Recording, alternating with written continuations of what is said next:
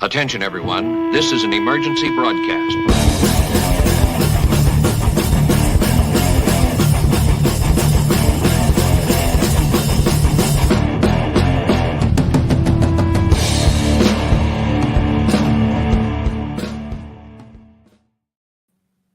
Yes, everything looks live, everyone, and welcome to something different from the Kaijucast, a live interview that I'm doing here on YouTube as part of the YouTube channel, and I'm super excited today. But before we get to the interviewee, I know we're probably going to be waiting for some people to show up watching live right now. Our buddy Helmy, who's watching all the way from Australia, is here watching this live.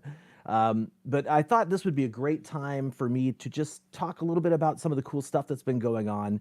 If you're familiar with the Kaijucast YouTube entity or the Kaijucast brand overall or the Kaijucast podcast, then what we're doing today is actually going to be very similar to what we've done in the past. And if you're unaware, I haven't been doing the audio podcast for about a year now. The last one was in December of 2019, and that was my 10-year anniversary of the Kaijucast, doing that as an audio podcast. And so now I've moved on to bigger and better ventures.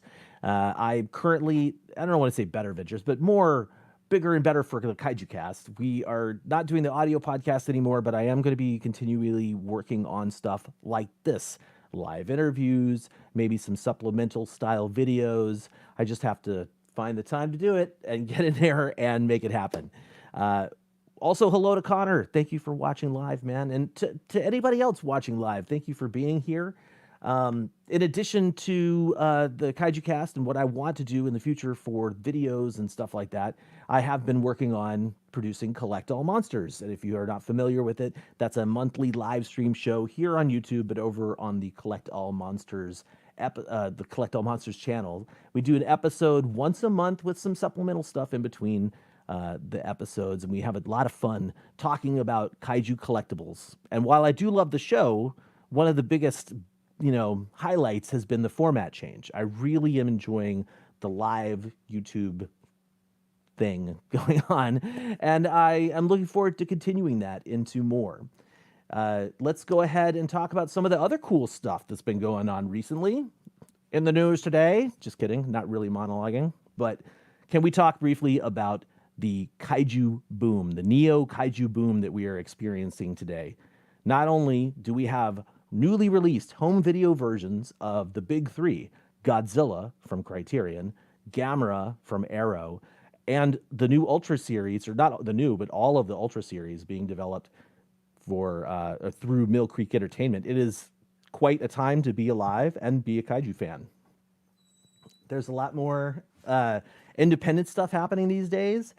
We have all sorts of indie kaiju features being created and then put online or just being streamed through other services. It's actually really insane how many. I feel like once a week I get tagged in something from Avery Guerra, who basically sort of rounds all of these productions up and shares the information.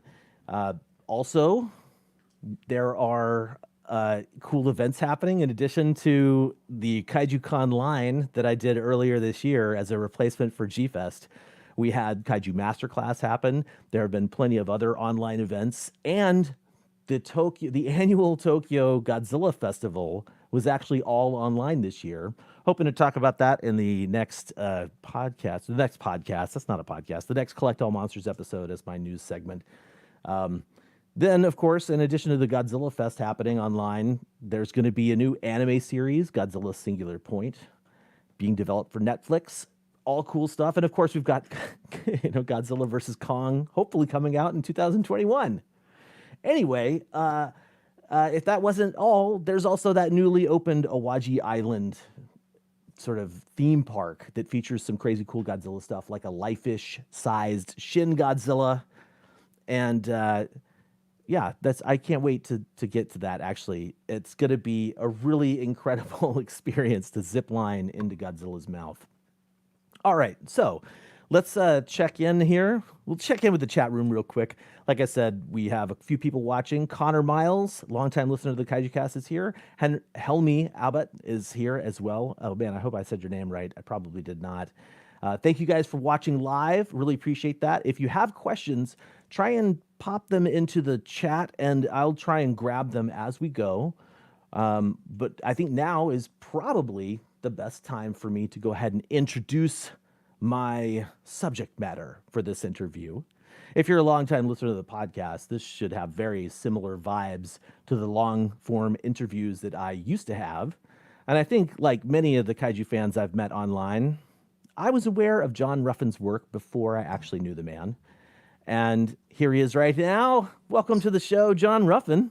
Hey, thank you, Carl. I'm honored to be here and with everyone that's viewing. Bless you. Well, I wanted to show off this photo, a couple photos actually. This is the first time I met John in person.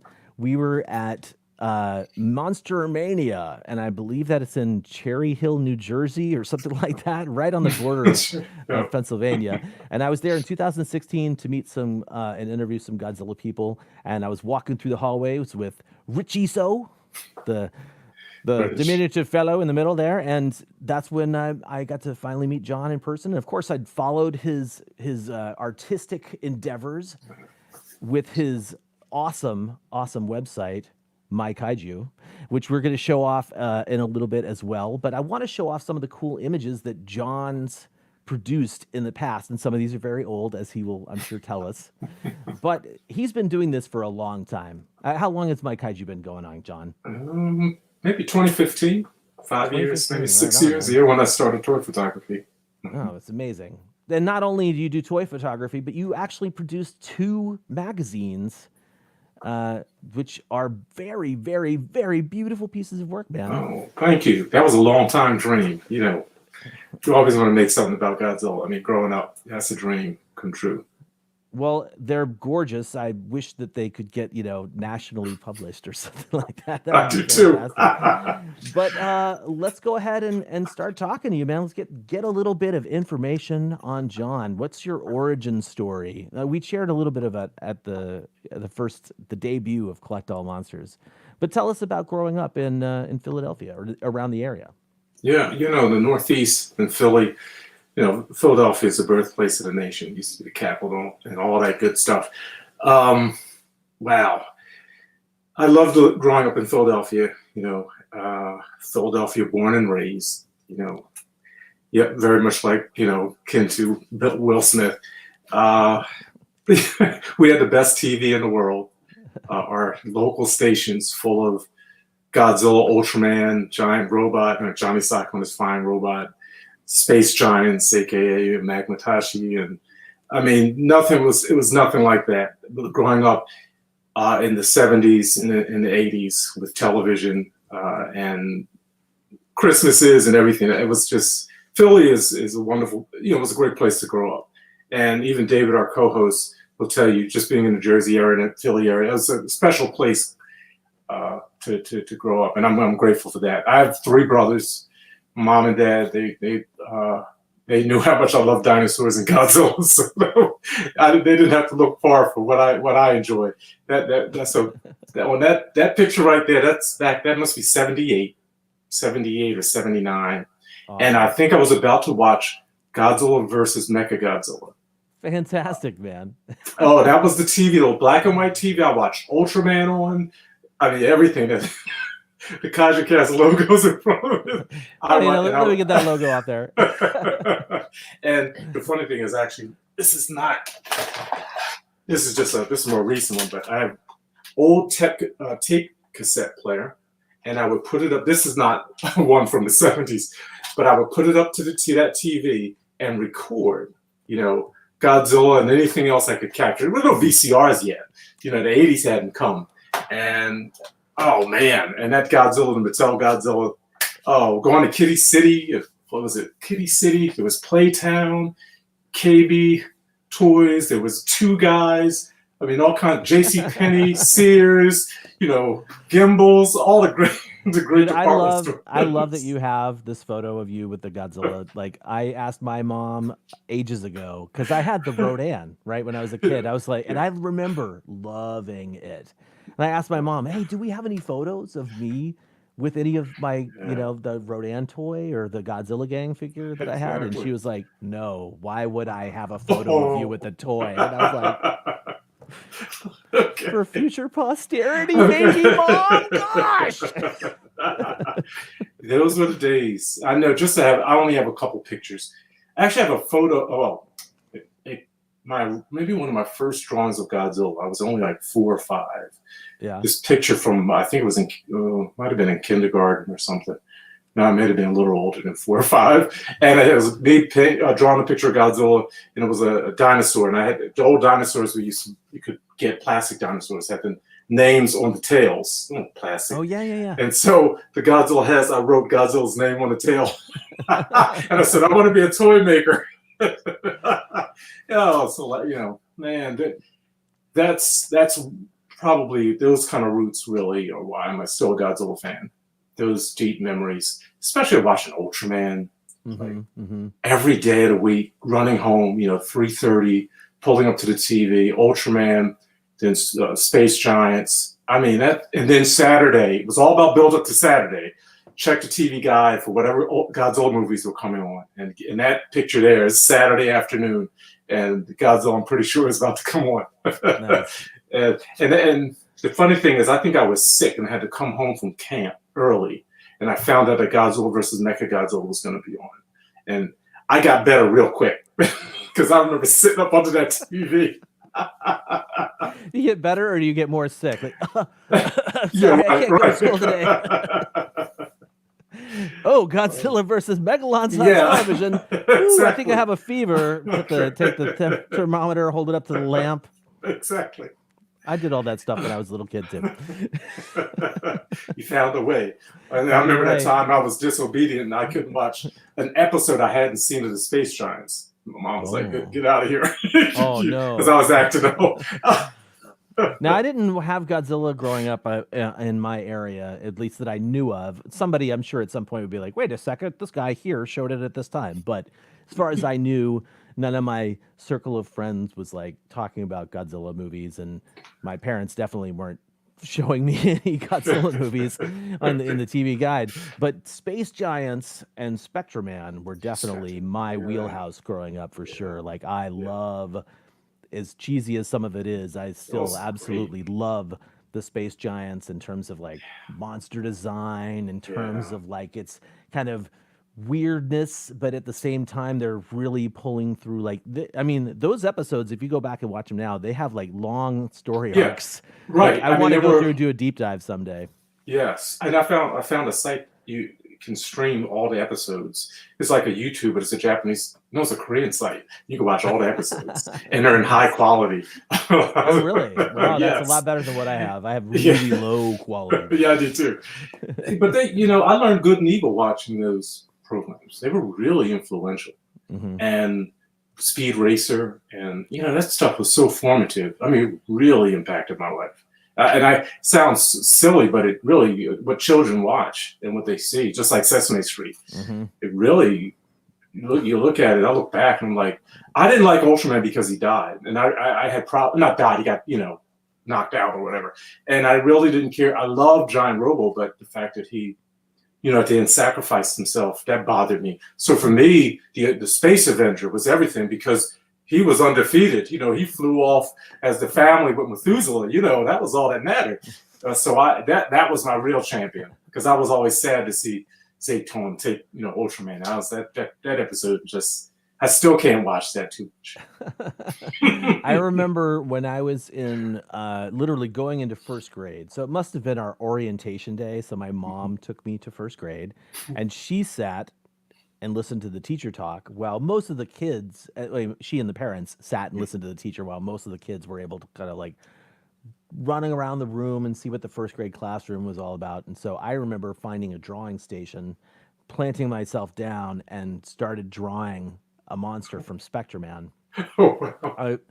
And what I know now is it's called Nezubirdon, right? So, but I had no idea at the time, and it's just basically it's a two-headed rat monster with wings. And I remember drawing it, and I remember as I was drawing it, I was trying to color it in. It's a black monster, so I've got the black crayon, and I don't remember the kid's name, but this kid said, "Hey, you know what? If you press down really hard with that crayon, it gets way darker." And so I ran through an entire black crayon trying to color my Nezubirdon drawing. I love weird, it. weird stuff, but yeah. So tell me a little bit about. So you discovered. How did you discover Godzilla? Like, was it or giant monsters? Was it just from watching stuff on TV, or did you have some other influence that brought them into your life? I think dinosaurs were like the gateway for me. Mm-hmm. As far as back as I can remember, the Aurora, kind of like the plastic kits and the little plastic dinosaurs. And back then, I remember dinosaurs being a really big part of pop culture anyway. And generally, you would see them in different ways on cartoons. But there was also books. I mean, those earlier, older dinosaur books from the 60s and 70s. And my parents knew I loved dinosaurs. My grandmother, my whole family. I remember my uncle in California sending me a set of dinosaur books. So that was in part, nice. but they were dinosaurs and Godzilla went together. And the earliest Godzilla movie I can remember seeing was probably Godzilla versus the Sea Monster. And because some I had to wait until maybe the early 80s to see, like Godzilla versus Megalon.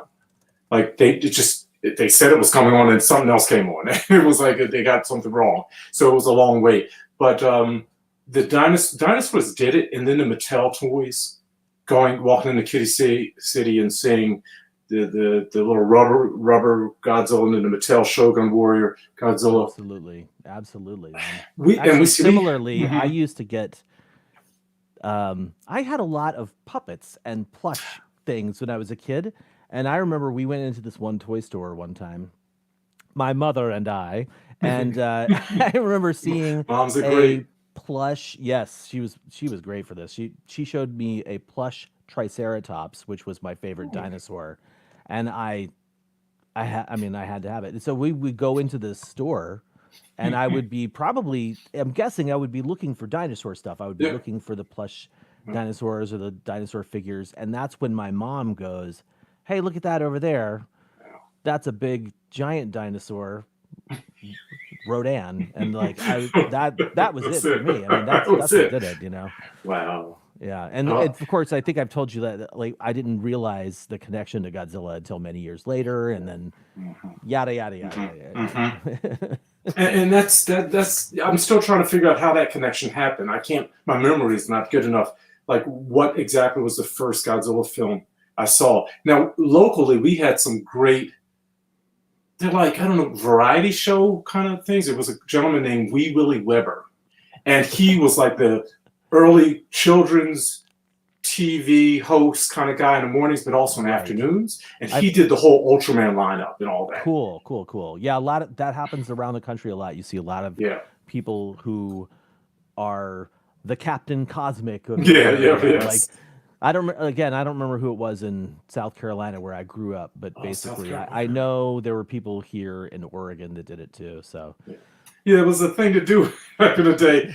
We had on Saturdays we had Creature Double Feature, Theater Bizarre, like the local horror giant monster kind of programs in the afternoon. But we had one guy I will say in the 70s, Dr. Shock. He was like the horror guy. And so I remember seeing King Kong versus Godzilla. It was like the build-up, and he would show little clips during the week, kind of on the commercials, and then I remember that vividly. But that wasn't the first Godzilla movie I saw on TV. Well, they would have all been on TV.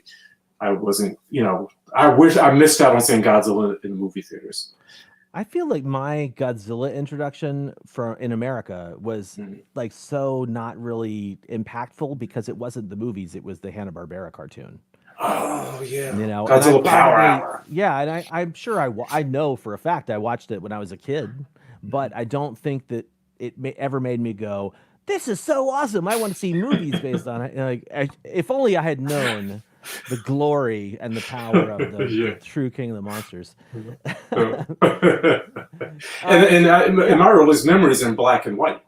We didn't have color TV till like 1976 with the bicentennial. That was our breakthrough for color TVs. But prior to that, everything black and white. Nice. Ultraman is in black and white. The way it ought to be. Just kidding. That's not true.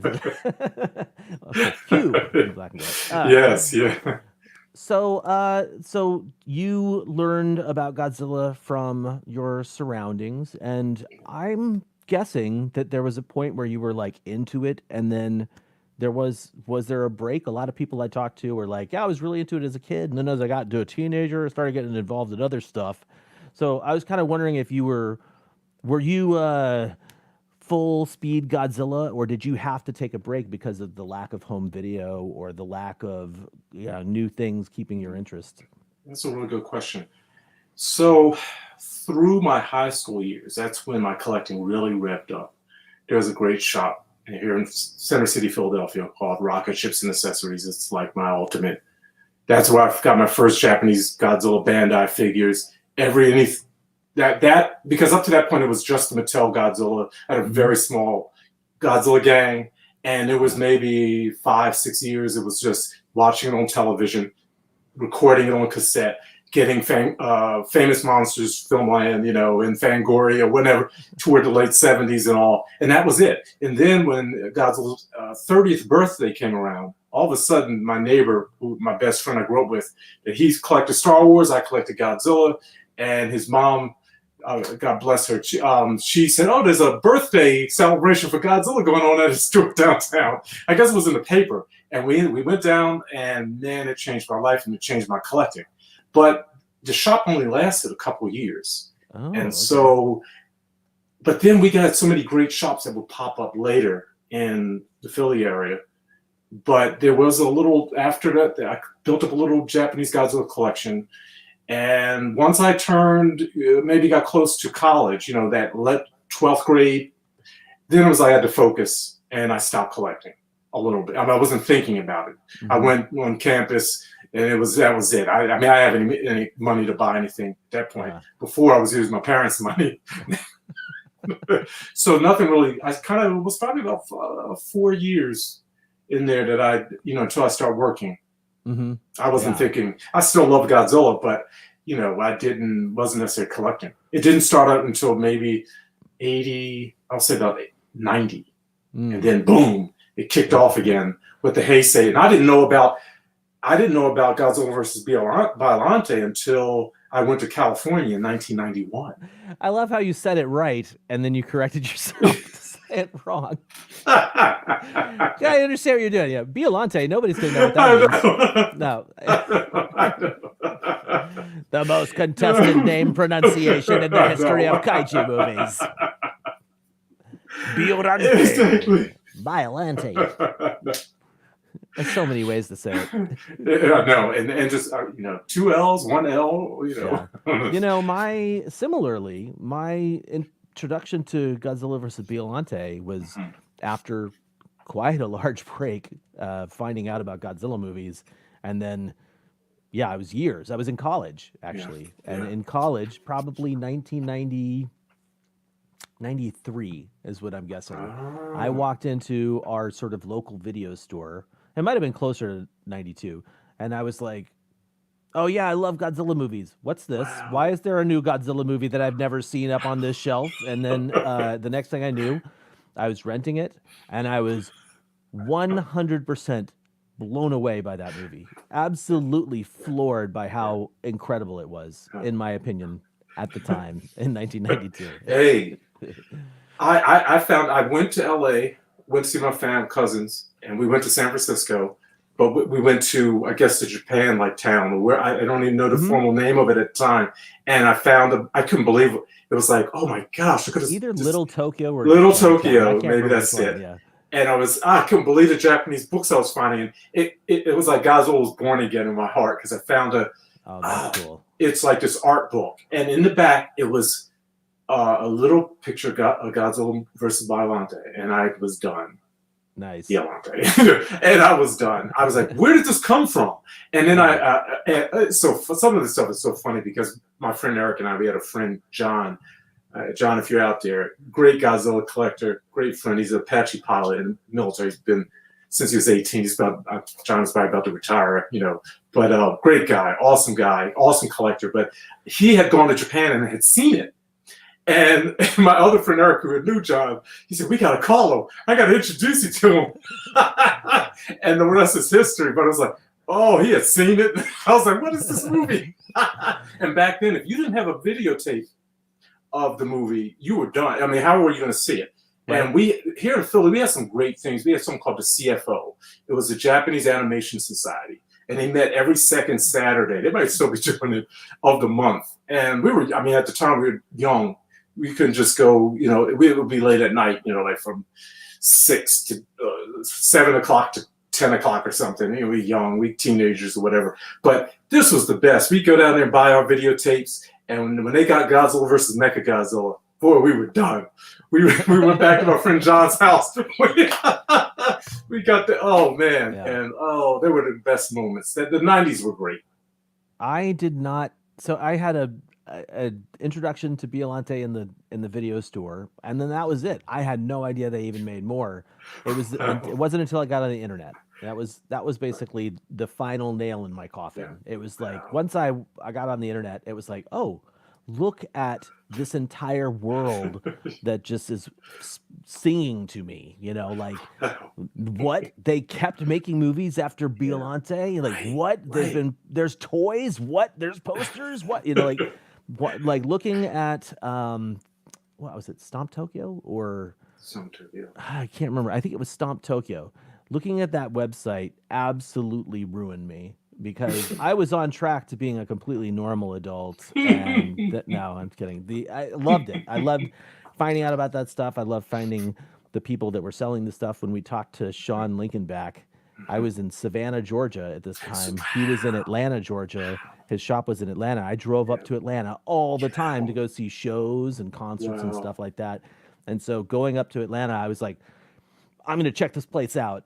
And it was magical. I'd never been in a store that was like pretty much all kaiju stuff. It was crazy. Wow.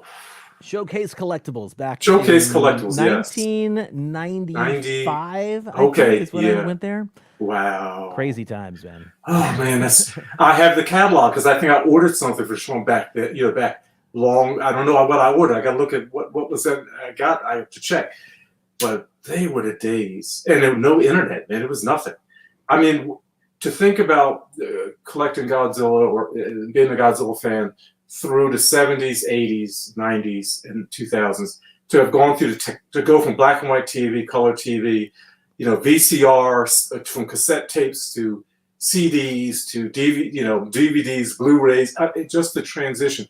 And buying Godzilla movies over again, and you're seeing the evolution of the collectibles, and from Bandai's to X Plus or whatever. It's been terrific. All right, well let's show off something cool and terrific here. I have a video. I didn't tell you I was doing this. This is frightening. I have a video that I grabbed from your page, and we showed a little bit. We show a tiny bit of this. In the intro for Collect All Monsters. Oh god! But this is. Can you tell us about this? This is. No. You can't. Are you sure No, about I'll that? tell you about John G. Zilla. Yeah, that's Grover. Oh, that's one of our local. Fox 29 hosts. This is, oh goodness, okay. I was a young graphic designer that got a wonderful job at Crawley, Haskins and Rogers in Center City, Philadelphia.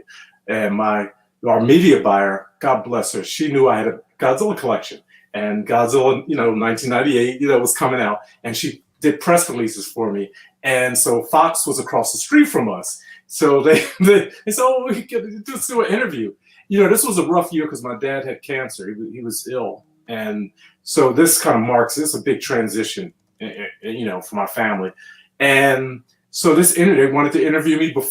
This was the day that it was coming out. and I was going to see it later in the evening. Quite disappointing. And he actually told me it's not looking good, from what he had heard. But they did about 15 minutes worth of video, so this is some of it. They All had right. And now I don't know how the volume is going to be here. If it's too quiet, we won't have it go for too long. But that'll make you walk through it down. Anyway, yeah. Earlier when I watched this, I was like, "Wow, this guy is a jokester." Yes. That's the scuttlebutt. Right, that works for me. You've been into Godzilla since you were 8 years old and been collecting models and artifacts and everything. You even have a website. Here's Johnny G. Zilla's website. Only what, a week or so, a couple weeks old? Yes.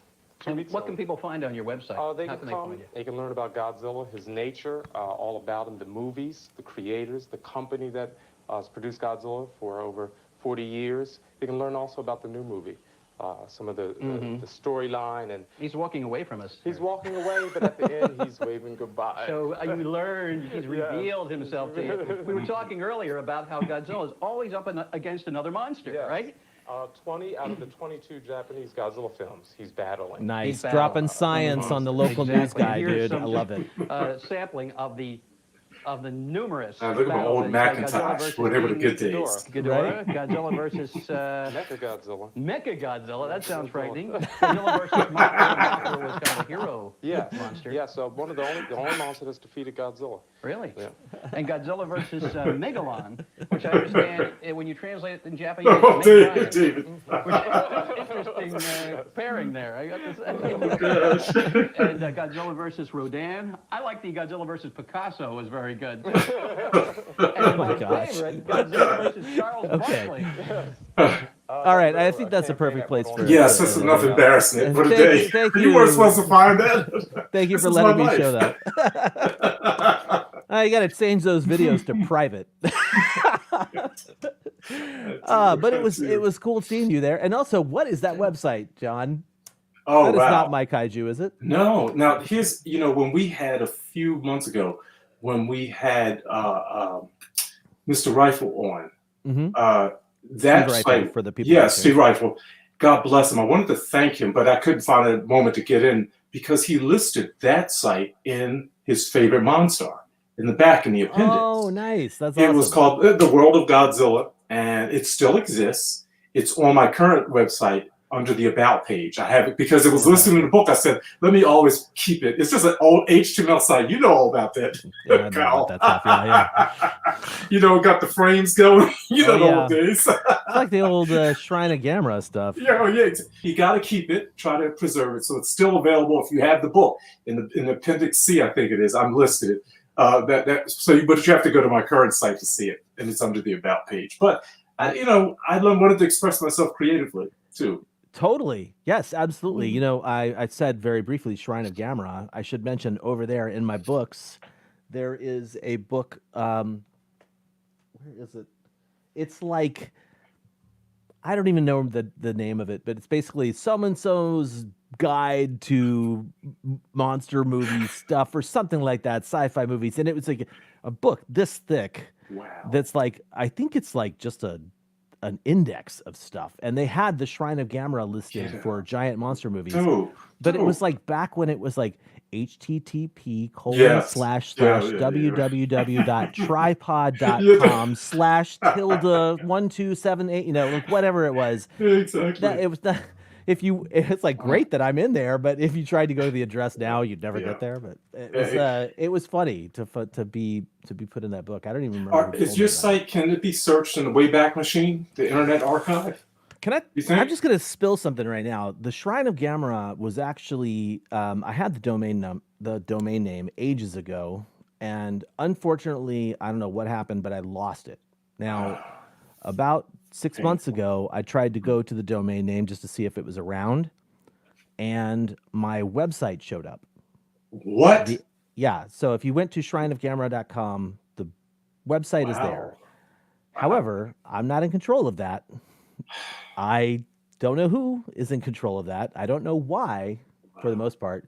However, what I did notice at some of that landing page, there are some links in the bottom of that landing page that are untoward, and I would not suggest people really going there. But basically, it's a shame because all of the content is there. All of the pages are there, but I don't have the time to sit there and investigate what's happening with it. So don't go check out the Shrine of Gamera. Eventually, I'm going to pull it into the Kaijucast banner, and it'll be like the Kaijucast website will have, like you've done, like the Shrine of Gamera mini site inside of it and stuff like that, so that it's not sketchy. Right. Reclaim it. Yes. Yeah. Helmy says that the latest news from the website is 2006. Oh. I sort of abandoned that once. I'm even surprised that there's anything from 2006. By the time that happened, I was like edging out of Henshin Online. So anyway. Yeah, by that time I wasn't. That's when after Final Wars, for about 10 years, that was it. I really stopped collecting. So let's shift gears. We're about a half an hour into this chat, sort of. So I wanted to move over to another subject matter that is near and dear to both of our hearts, and that is design and the creative process. Wow. Because to me, I don't want to sound like I have a big head about myself, but there are not a lot of people out there that I know that are driven to produce over and over, constantly producing.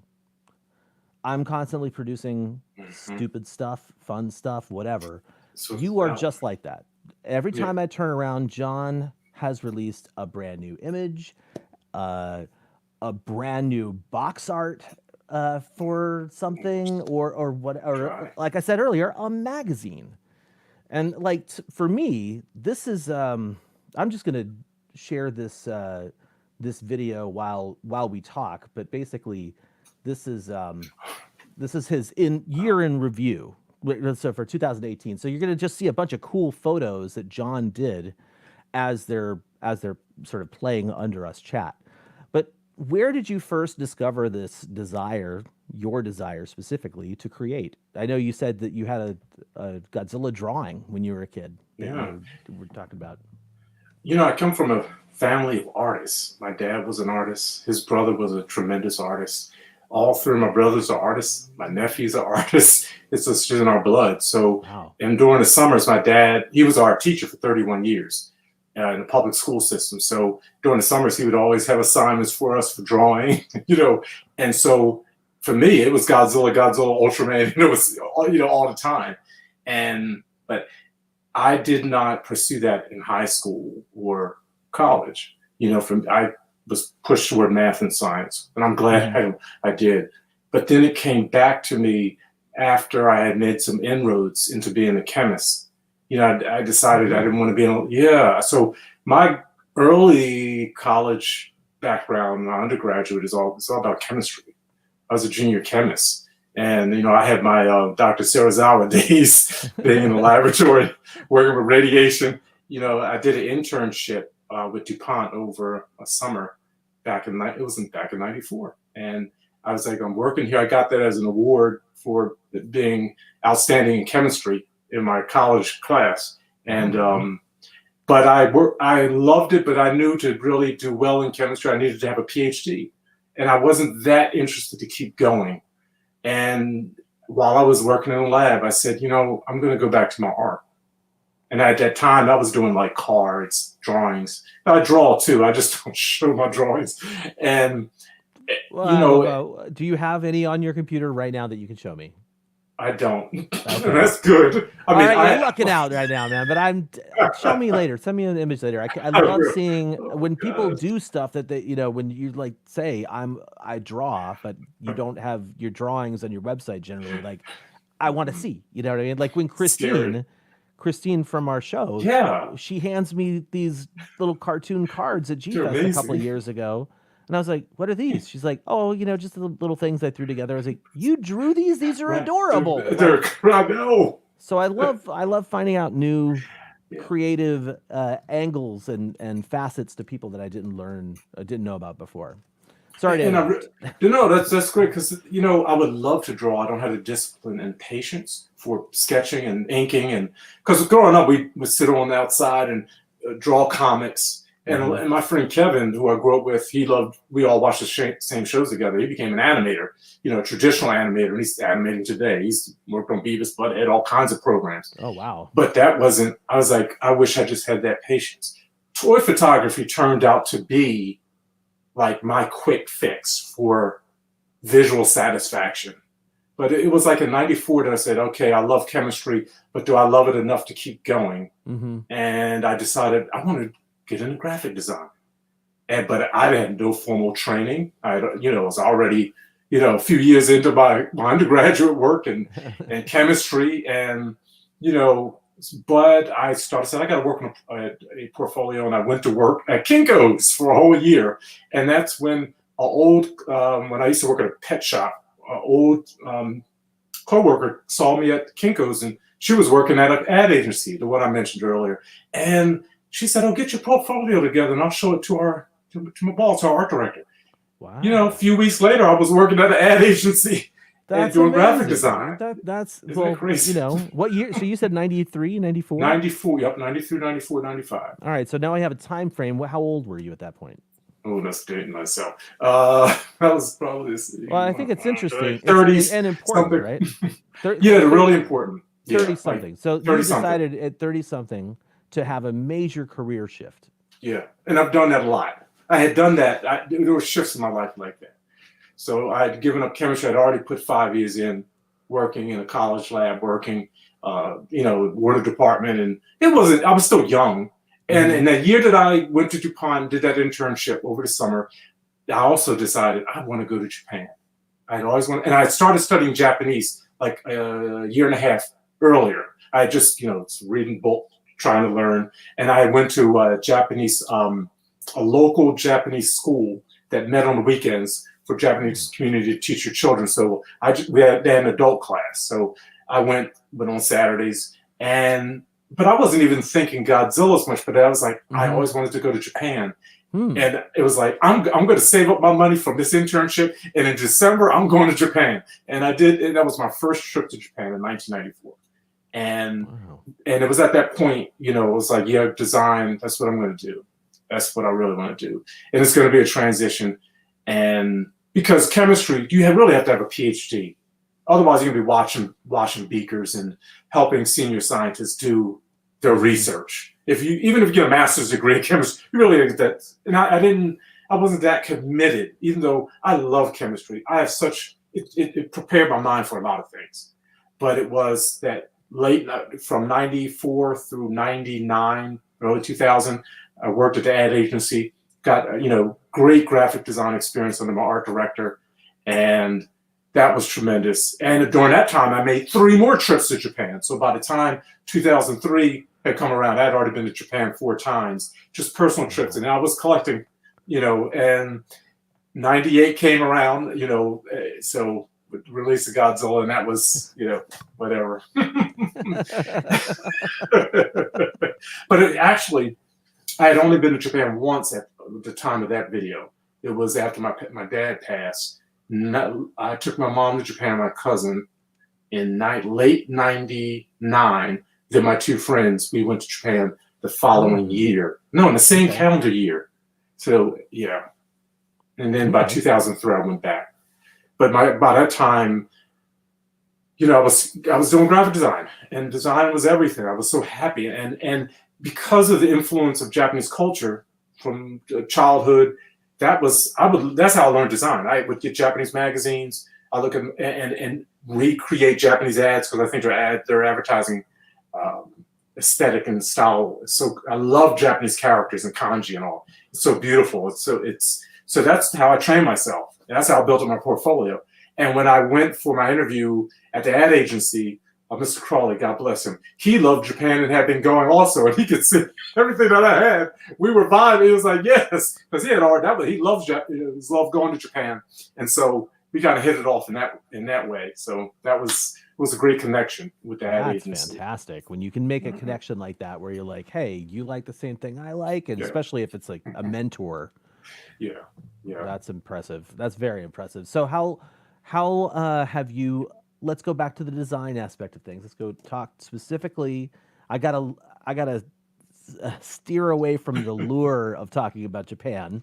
So back to the design thing. Yeah. You said Yeah. you started off with your family was into art. Your Yeah. extended family is into art. You started off at drawing, but We all do. how did you discover the love for computer arts and Oh, great question. computer graphic design?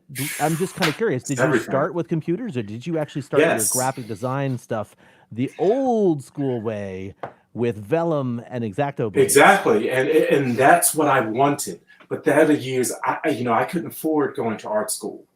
My dad had gone to Temple. He went to Temple University, and he had his had that old school. I still have his paintings, his oil paintings. I mean, that old school. I mean, real school. Never had that type of training. My 8th grade was the end of my art education, Oh, okay. and so what my advantage? What got me in? My brother started Drexel University in 1984, and we all know what happened that year. That was the birth of the Macintosh. So when he went to Drexel, they were like the first school to require computers, and it was the Macintosh. So my brother's like he had to work in the computer department at Drexel to hand out the Macintosh computers to all the students. So he was the original guru. He was the original Apple store. I'm serious. He was in the newspaper, and he's handed. He was original, and so, but he had to have one at home, and so Mac Paint, Mac Write, all this. I was planning on all that stuff. So even as the 90s rolled around, he would get an upgrade, and I would get his older computer. I still have four original Macintoshes. One I keep by my desk.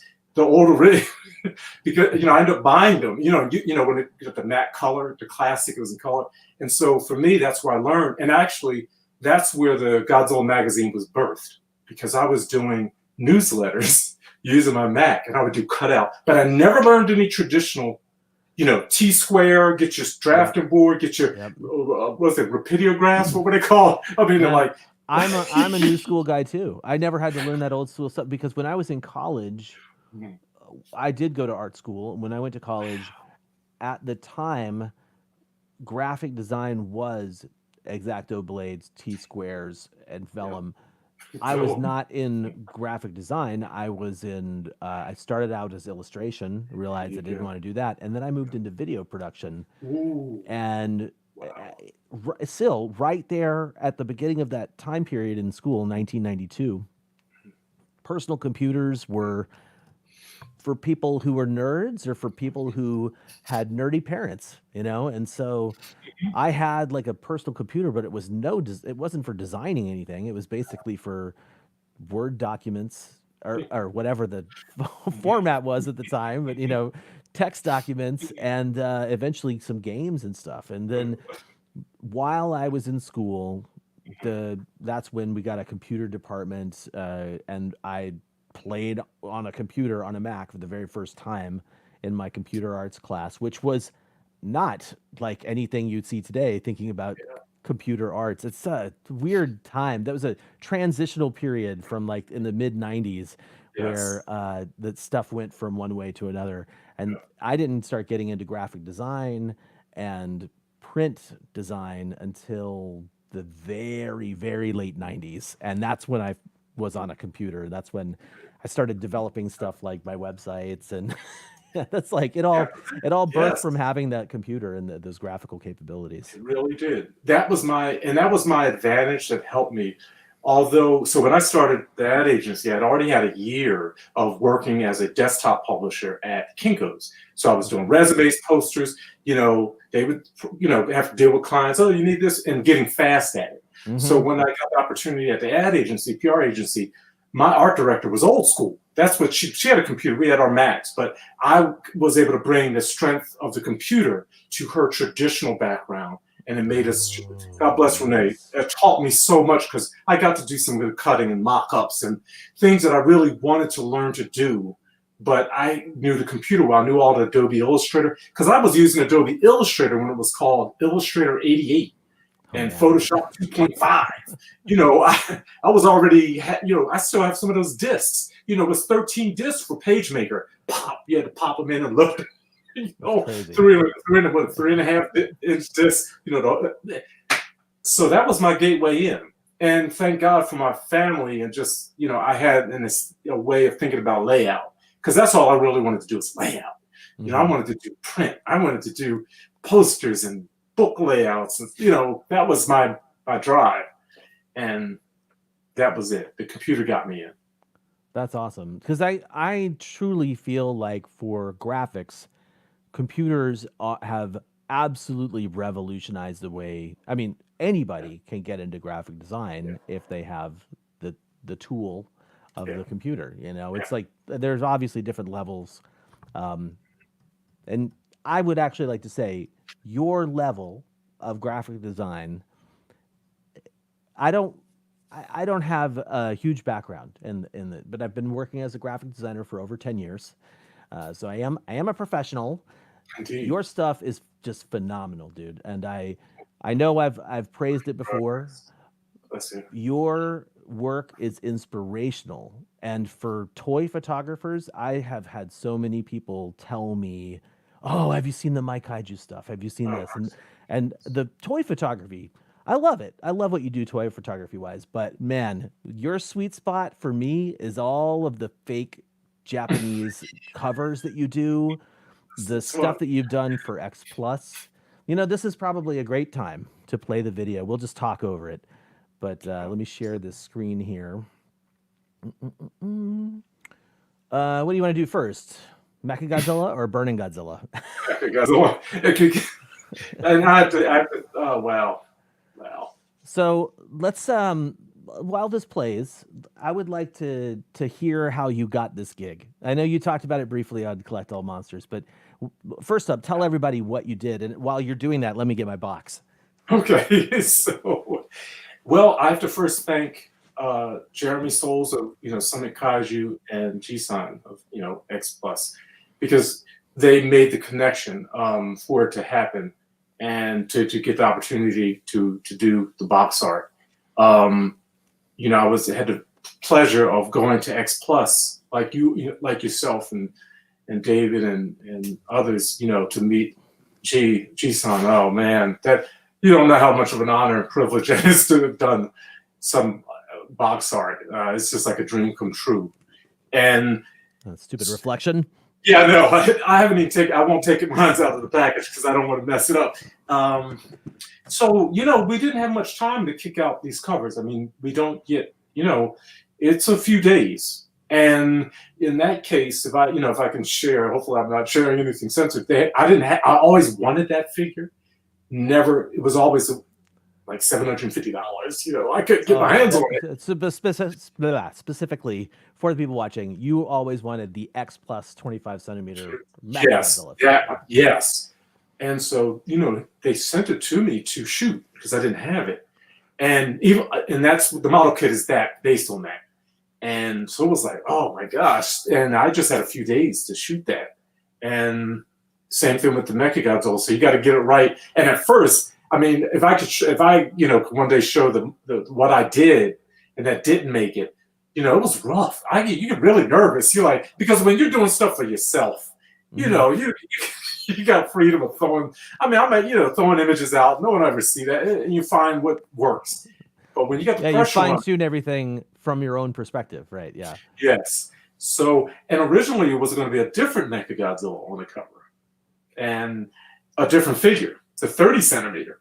Oh, okay. But that didn't match what was going to be in the box, so that couldn't. And I love that one, so I had to try to kind of match that. That was tough. So, but they're all, God bless Matsubara-san, just the whole team in that process, because we got to kick it out, and then they have to do, and I don't get to see it anymore after that. It's like I don't. And then for it to come out on a Godzilla Day, and was really terrific. Yes, but it was a pleasure for me to be able to support my friend while I was in Japan last year. And I was like, I'm definitely going to get this because I've got to have that piece of John Ruffin history.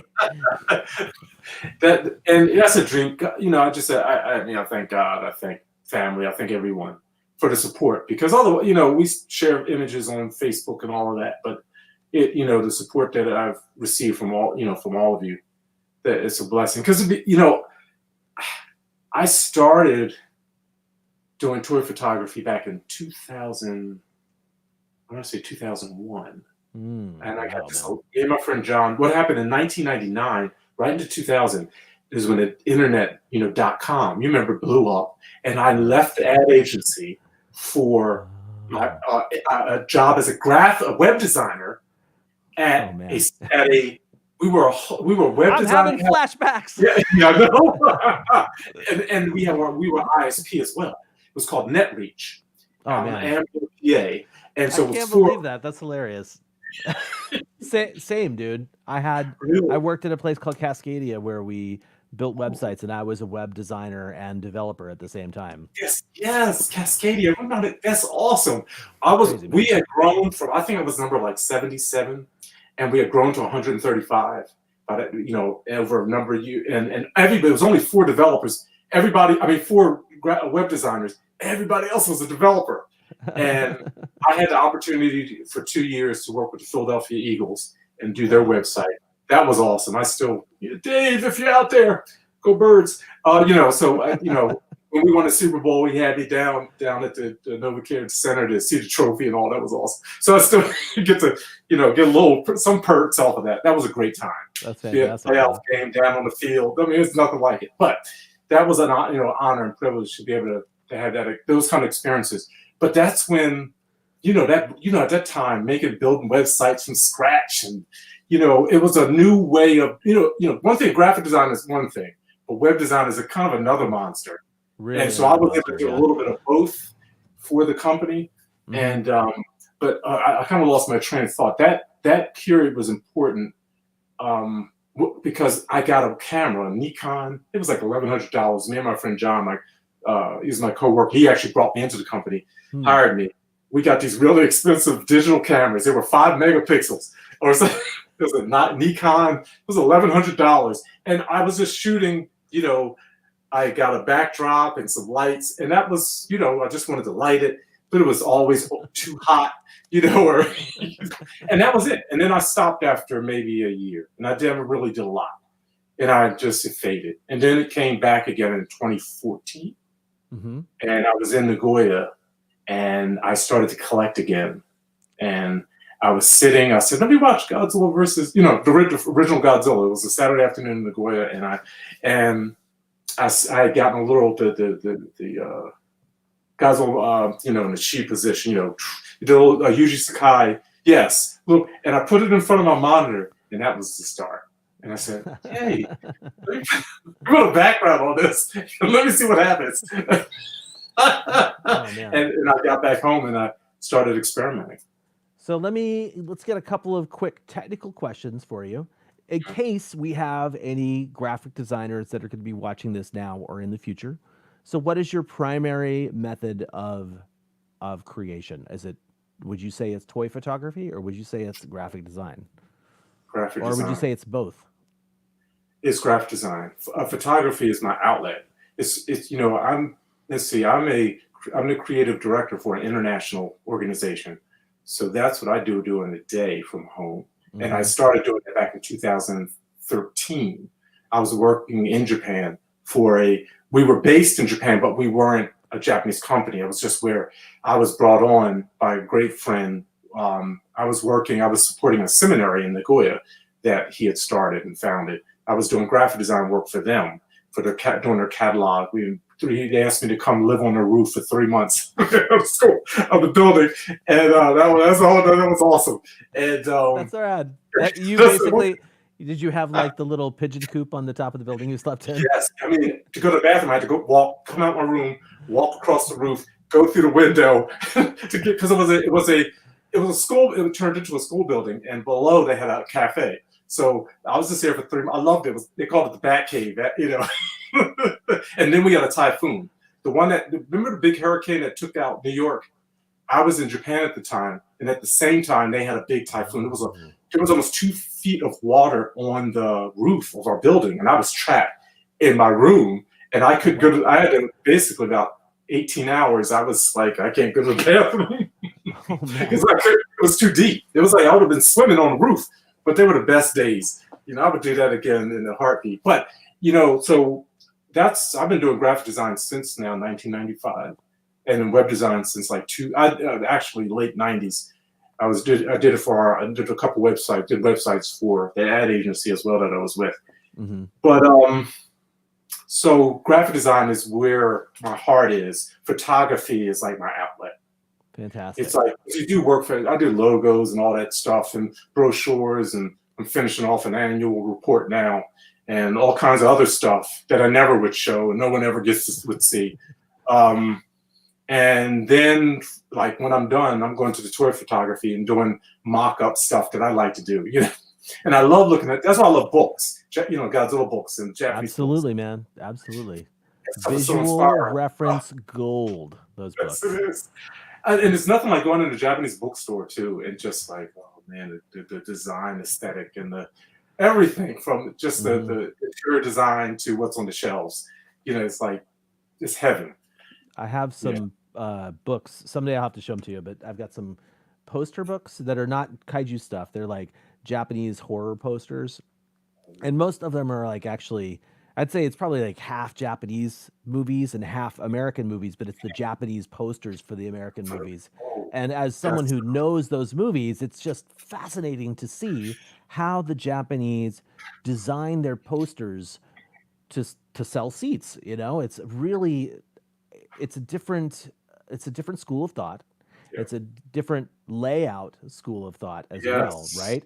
The way that the Japanese put let's just use the covers to their magazines. Like, they slam so much stuff into those things. It's wild. But once you can sort of like dial it in, like you have, you really create things. You create things, sir, that look like they really stepped off the pages of something that's in Japan.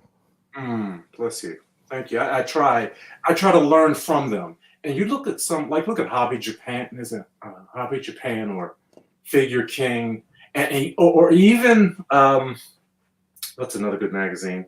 They have it loaded with even the Mandarake, yes. Just look at the layout. I would love. I love Figure King. So I might have that issue. And look at all look at all of the wow. You've got a good collection there. Yes. Look at all of the pages and details. I would love to go to Japan and be able to sit wherever they produce this and just watch them work. All those clipping paths, all those knockouts they had to do with silhouette. Hundreds of pages. I'm actually gonna full screen myself just for a second so I can show people what I'm talking about. This is a great 2-page spread, just packed with text, packed with image. This is what I'm talking about. John creates things that basically look like they were developed by a Japanese graphic designer. Yeah, and that's been my inspiration from day one. And that's what drove me. I've been teaching myself the Adobe Suite localized in Japanese. If anyone has Adobe Creative Cloud, you can install those apps localized in the language of many different languages. You just have to kind of go through some steps to reinstall the app. So I have a Japanese version of InDesign, Illustrator, Photoshop. The menus are all in Japanese, but then you can do another installation that leaves the English, but the whole Japanese system. And let me tell you, the controls, the typographical controls are just mind-numbing. And then there's a W3, Oh my God. It's much different than the American or the international versions of the Adobe Suite. My goodness, the details are unreal. There's a W3C page that you can look up if you put in Japanese typography. This page, you will scroll like for 15 minutes. And it's indexed on every little detail about Japanese typography. It's mind-blowing. And I certainly will. Oh man, I've completely immersed myself into Japanese typography. It's and then the furigana, they call it Ruby. In Japanese InDesign, you can just switch to that, and right over top of each character, you can type in the hiragana, katakana, whatever you need. It is so awesome to do that. And so I've been doing that lately for my little mock-ups. is create the Ruby in InDesign, bring it over into Photoshop, and do the layout in Photoshop.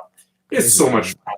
I don't use InDesign. So, and this is probably the most boring part of our chat for anybody that's watching live, because I'm assuming we're not going to have a lot of graphic designers here watching us. But just a quick information for those watching. InDesign is like a layout program where you want to do like catalogs, magazines specifically, right?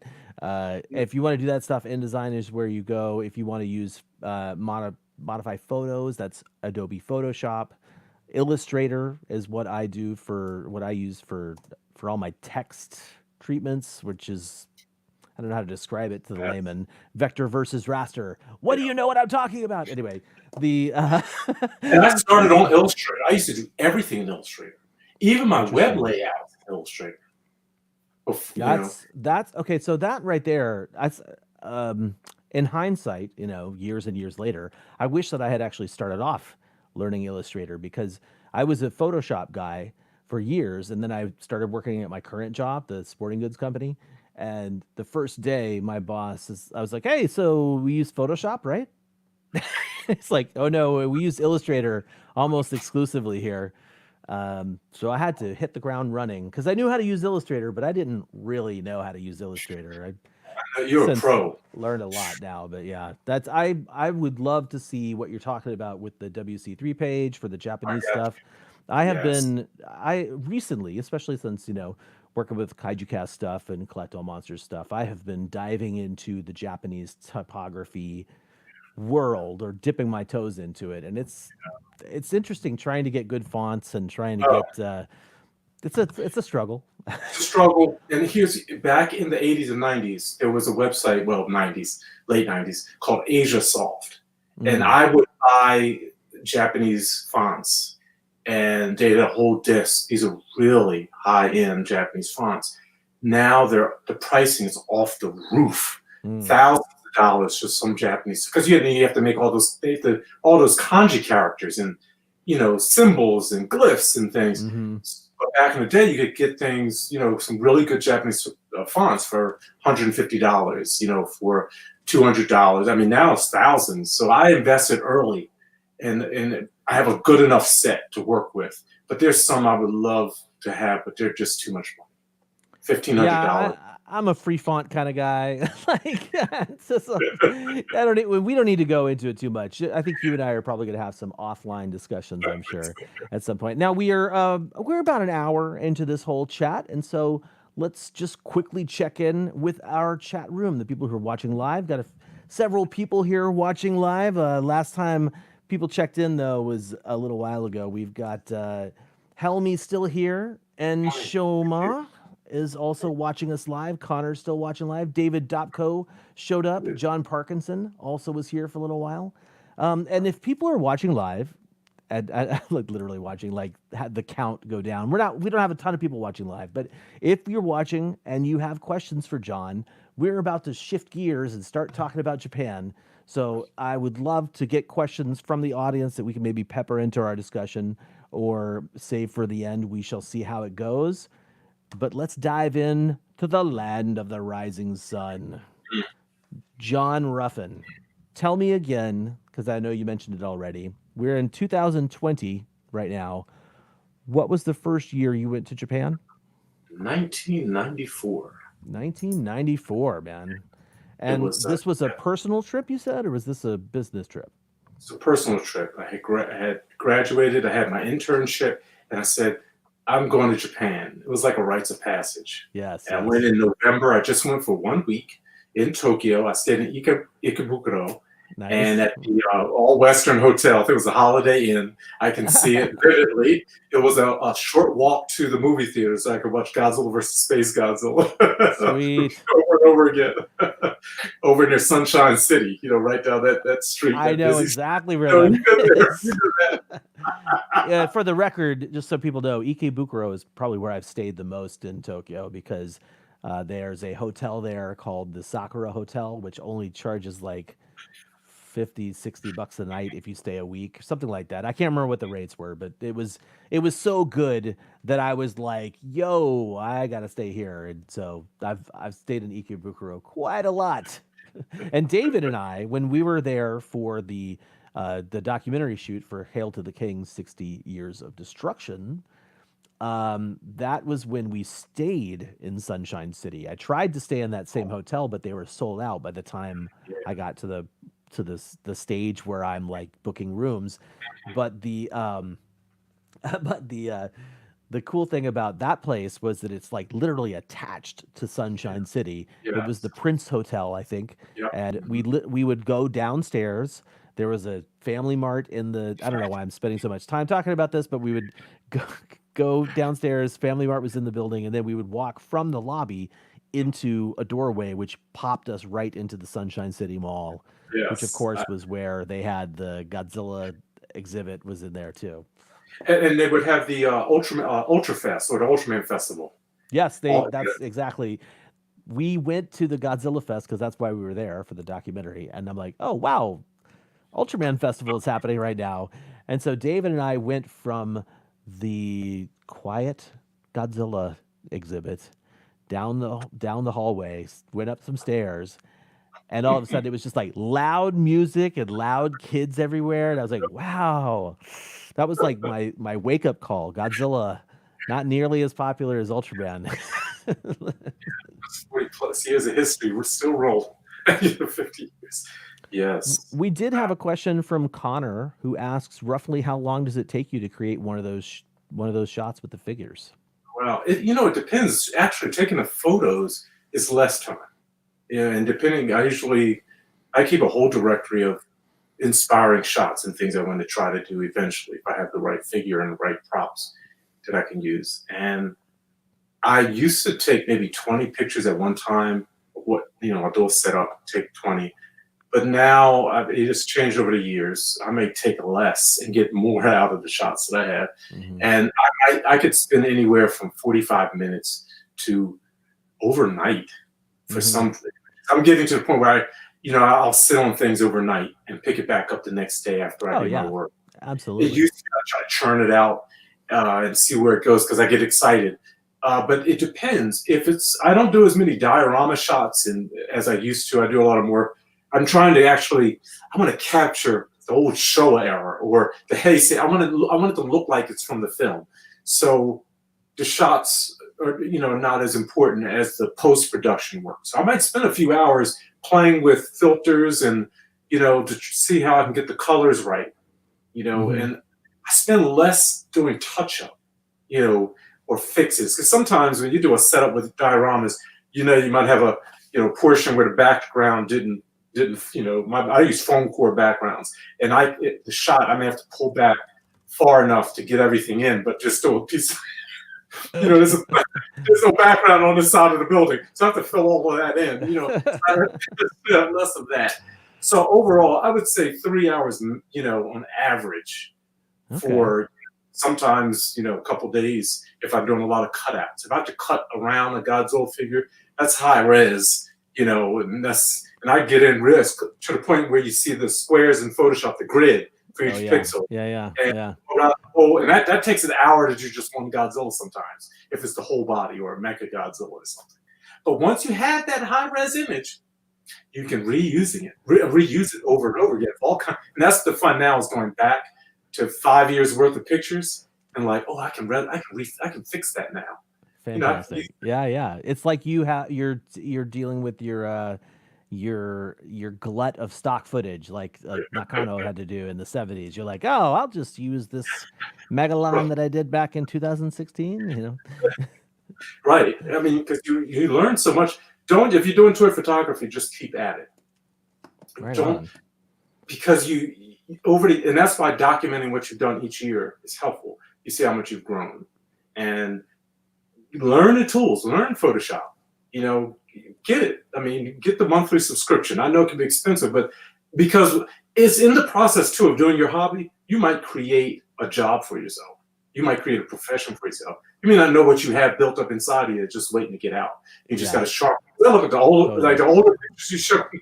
I was doing some crazy stuff that I would not do anymore. I've got to the point where if I can't do it at a certain level, I won't do it. Because I'm like, no, that's not going to look good. That's not good when at this, you got to just go for it. And you look back and say, that's horrible. But you learn so much from that, Oh, so yeah. do it. I do not want to go looking at my old designs and stuff like that. Like looking back on your old stuff is rarely the fond memory you wish it would be.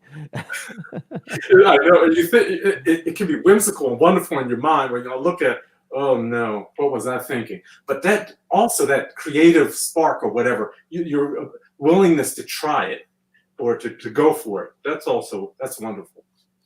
All right, let's see here. Going back to our Japan talk, let's go ahead and share a couple of photos here. This is our good man, John, at Wonder Festival in 2016. You dropped a number on us during our Japan chat of Collect All Monsters. How many times have you been to Japan now? 26 trips. Say it one more time. 26. 26 times. So amazing. I wish I had all that money back just so the airfare alone. That was a good. Oh man. So, well, this is you at Wonder Festival in front of the big Shin Godzilla statue, and then of course we've got you in front of Toho Studios, the classic. If you're going to Japan, you got to go to Toho and see the statue. And then this is the Godzilla slide, and is it Kumihara? Flower Park. Yeah, Flower World, Flower Park, something like that. Yes. And Ed Holland of Monster Attack Team, he took this photo. God bless Ed. Awesome. That's a funny story. Ed took me to the Godzilla slide last year for the Kaijucast Fanvasion that I did in November, or at the end of October, beginning of November, and it was technically closed. Like they're doing construction or doing some maintenance, so that there was a big fence up in front of the Godzilla slide. So we couldn't go up to it. We just had to do kind of what you're doing, is take a photo next to it. And it had rained, so I couldn't go down the slide. It was muddy, but it was just a treat to see it. I was grateful. I would have never found it. I couldn't have found it there if I was going on my own. It's quite a walk from the station. It is. Yeah. It is. And then here's the updated Godzilla Square in Hibiya in Tokyo with John standing in front of the statue. Ed took that picture of me too, because we were hanging out that day. Hey, look at that. Godzilla's walking away from us again. Yeah, exactly. That's a tough one. That statue, when I finally saw that statue and the way they placed it, I was like, wow, that's tough to get good photos in front of. Why did they do that? It's high, it's a little, it's fascinating, but I like the upgrade from the and the whole upgrade to the square, because the other one's off, to the side. You can almost walk by it if you weren't looking for it. The old Heisei, God. So I like what they've done. And you can I like it. It's cool. It's cool. The old one was just like, but you could literally walk up to it, put your arm on it. Now that's like, you can't actually, no one can climb on Godzilla. It's probably for the best. It's true. All right. Well, let's talk a little bit more about Japan. I did, as I told you, and as people who listen to the podcast know, I lived in Japan as a kid. I'll get that out of the way right now. 1987 is when I moved to Japan with my family, of course. I was 13 years old. And we were supposed to be there. We were there for my dad's work. He worked for IBM, and he was a program manager, if I recall that correctly. And what ended up happening is we lived in Columbia, South Carolina. We had to move. He kept going to Atlanta for work. And so they were like, you should just move to Atlanta. While we lived in Atlanta, he kept having to go to Tokyo for work. And they said, we'd like to move your family to Tokyo. It was supposed to be a 3-year stint in Tokyo. And after not even a year of doing it, the story goes that the brass at IBM was like, this is too expensive to have all these gaijin here. We're going to move you to Hong Kong. So we were there. We were in Asia for 3 years, but it was like 9 months in Tokyo, the rest of the time in Hong Kong. But they saved money. Yeah, I'm sure they saved quite a lot of money. Wow. And if anybody wants to see the difference, this is me and my mom and my brothers in Japan in 1987. Wow. That's me on the far left. And I don't know where we are. If this is Kyoto or somewhere in Tokyo, but yeah, we unfortunately I don't have as many memories of being in Japan as I wish. But you asked earlier how that was for me being in Japan at the age of 13, and I specifically, I mean, I know that I was not a great teenager. I was not the right age to live in Japan and understand it and really get it, unfortunately. But it did plant the seed. Oh wait, before I do that, so if that's what I would like to project as my image, that's me in Japan. But really, this wait, where is it here? Where did that go? Oh, it's here. This is more apt. This is more like it. That's me when I found a Domino's truck. Yes, Domino's Pizza existed in Japan in 1987 when I lived there. Wow. And I'm guessing we did order it or something, but yeah, that's me thrilled to have American food in Japan like a jerk. That's so But yeah, understandable. 13 years old, that was a little too young to really appreciate it. And it wasn't until 2011 when I was working at my current job that I had the opportunity to go back to Japan specifically for work. And I was able to squeeze an extra day out of them for that visit, and that is what changed my life. Yeah. Plus, I think I've mentioned this when I talked to Ed Godzicheski. Ed told me during a visit he had to Portland, he was like, "Hey," I asked him how many times he goes to Japan, just just out of curiosity because I had not been as an adult, and he told me like he goes at least once a year. And that was back in the day. He probably goes 2 to 3 times or more now for work. But like I was blown away that somebody would be able to go to Japan over and over again. And once I actually went back in 2011, then I came back and I started thinking, how can I get back to Japan? And it was as an adult going there way more influential. And like, of course, at this time, 2011, I am a huge kaiju fan. I'm already producing the Kaijucast. And so for me, that was me going, that was my next level up. It's like now I'm going to go to Japan, and then once I was there I was like, now I got to figure out how to keep coming back. And so I'm very happy that I've been able to go so many times. My number is 10. I've been 10 times. That's and I have so many times because when I was teaching, I was going back and forth twice a year. So it just piled up, and whew, oh man, I miss Japan so much. I mean, I woke up a couple mornings ago, and it's like I got to start saving up for my next trip. It's like as soon as this is over, this pandemic, I'm gone. I'm there because I want to go, once a year. Now that I'm not teaching there anymore, I want to go back. Well, let's talk. Can we go back to your teaching there? Like, can we?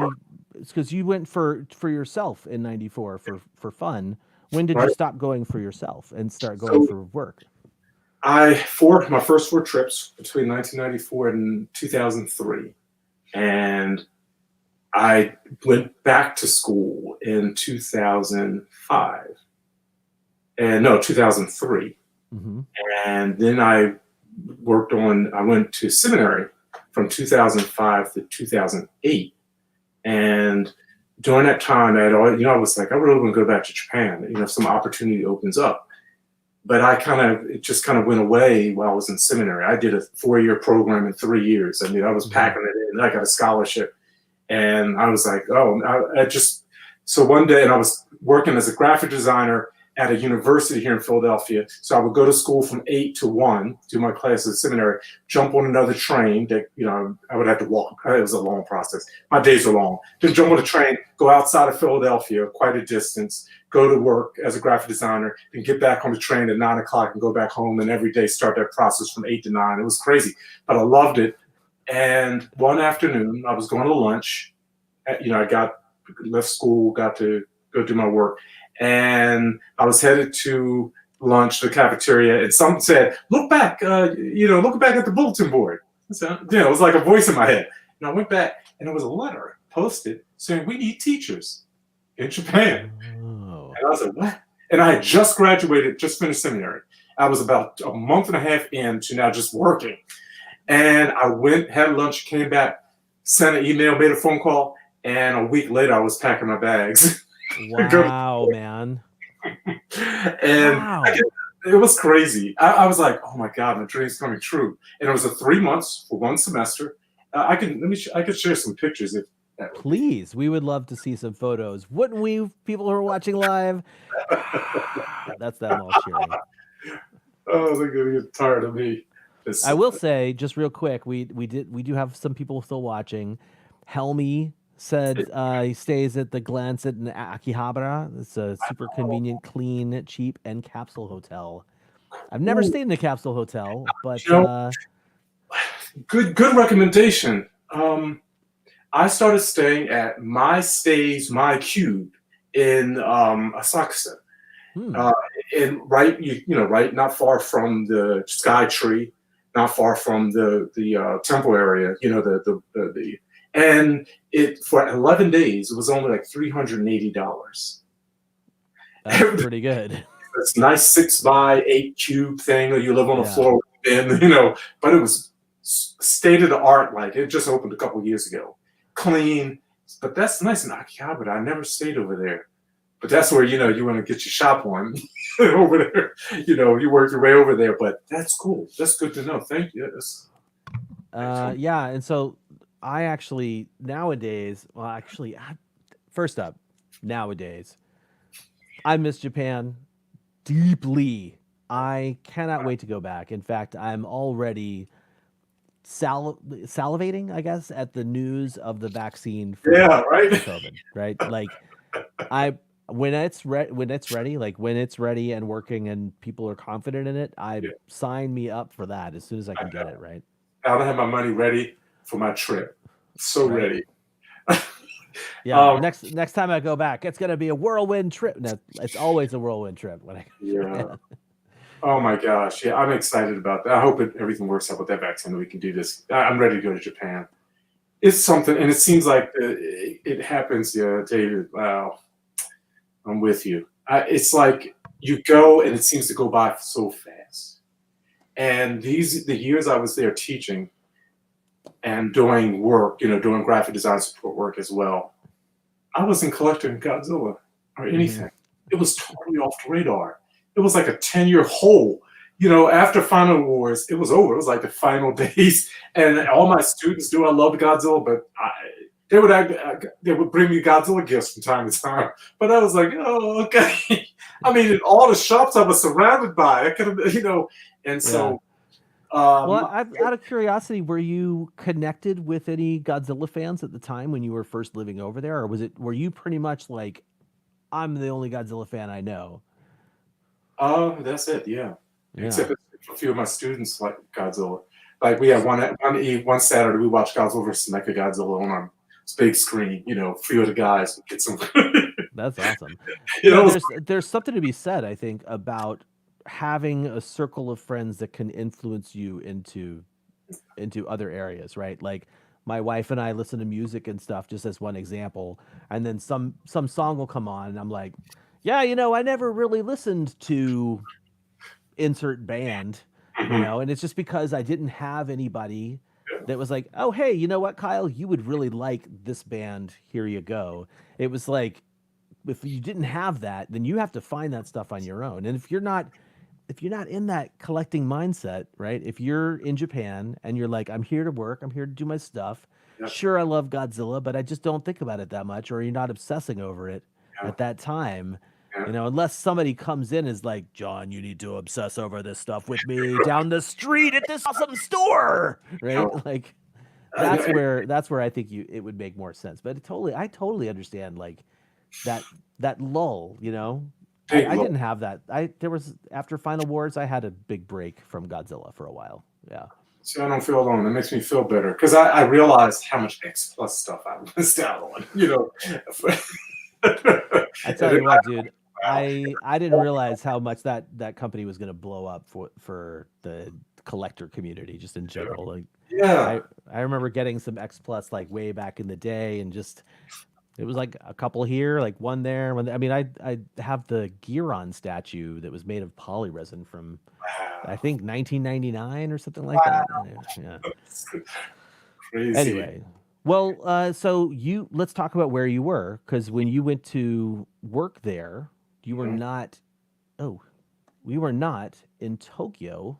No. And my first 4 trips, it was all about Tokyo. I went to Kyoto. I did some tours that would take you Mount Fuji, the standard stuff. But this Mhm. was a completely different place, Karuizawa, 2 hour drive outside of Tokyo. It's in the Nagano area. And matter of fact, the place we play gym every weekend is where the Nagano Olympics were held for Mm. curling.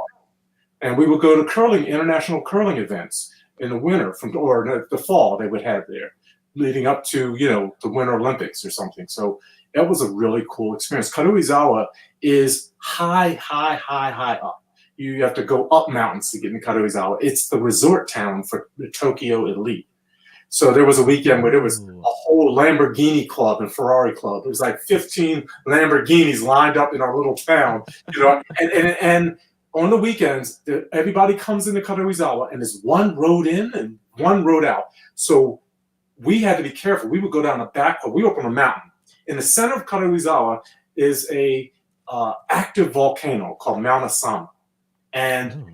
so, this is a place to go skiing. I mean, the skiing resorts are all over the town. You bring your pets. They have little pet hotels. It's like and the golfing is crazy. The golf course, I think it's called Golf 72. As you're on the greens, you see Mount Asama. It's picture perfect. So we're up in this mountain called Lake Newtown. And let me put it like this: where we were, there's a historical, well, sad. Where our building, we were in an old NHK building, 4 stories on stilts, huge metal, steel beams, for buildings, Oh yeah. hanging off the mountain. It takes about 10 minutes to drive up the mountain to get where we are. It'll take 45 minutes to walk up and down the mountain. And you are worn out. It's so steep. So we're hanging off this mountain, and you can right across from us. And I have pictures I can share. It's probably shown better than said. I don't know if you can share this, Kyle. Oh, hang on one second. Let me do that. No, hang on. It's actually still in share screen mode. I just don't have it on the screen. Okay. There we go. Let me do this. Okay, let's see. Is that? Yep. There's you. Oh, okay, that's just old me. So, oops. This is my early collection. Right before I went on my trip. And then when I came back, it kind of exploded. It went up exponentially. And I saw my first trip, of course, Godzilla versus Space Godzilla. I saw it 3 times, and the last 2 times there weren't many people in the audience. Matter of fact, the last night of my trip, I had the balcony to myself, the whole theater to myself. That was great. Okay, so this is me in the between 2008 and 2015, 16. John Ruffin. This is our class up in Karuizawa in the building, our mess hall, with my teachers and some of the students. And every semester we had new students, but we taught English. And let me tell you, after 8 months of English, their TOEFL and their scores went through the roof because they were required to speak English from 8:30 in the morning to 8 o'clock at night. And if they spoke any Japanese, we had a little duck contend. You had to put $1 in. Oh my gosh. For Honestly, I think if I was going to learn Japanese, I would need to have some sort of immersion situation. Yeah. I'm a reader. I mean, because I have Japanese speakers around me, and some people can just pick it up so quickly. I'm just not that gifted in that way. Wakata. This is our mess hall. I mean, where we ate and had lunch every day and had our classes, one of my classes. And then here is the view from that window. And so you can't really see, we're on stilts, and you see that we're above the trees. And this is down in the valley, looking down into the valley of Karuizawa. And where we were, the clouds, we were over the clouds at times, and we would go right past our window. And when it rained, we'd look down on the rain falling on the town. That's how high up we are. Or let me say it in Japanese. Yeah.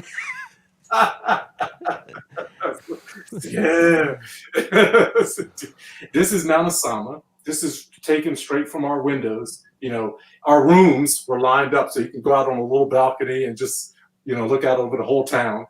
And during the winter, it has a heart, from one of the eruptions. When I came home after my first trip there, after the first 3 months there, and I came home, it erupted like a week after. It was a minor eruption. It happens from time to time, but it smokes during the day. And we went up the mountain a couple times. I think I have a couple pictures. So this is Karuizawa. This is where the Tokyo Elite come to play. Really, I'm up at the top of the mountain. Let me see if I can make this a little bigger.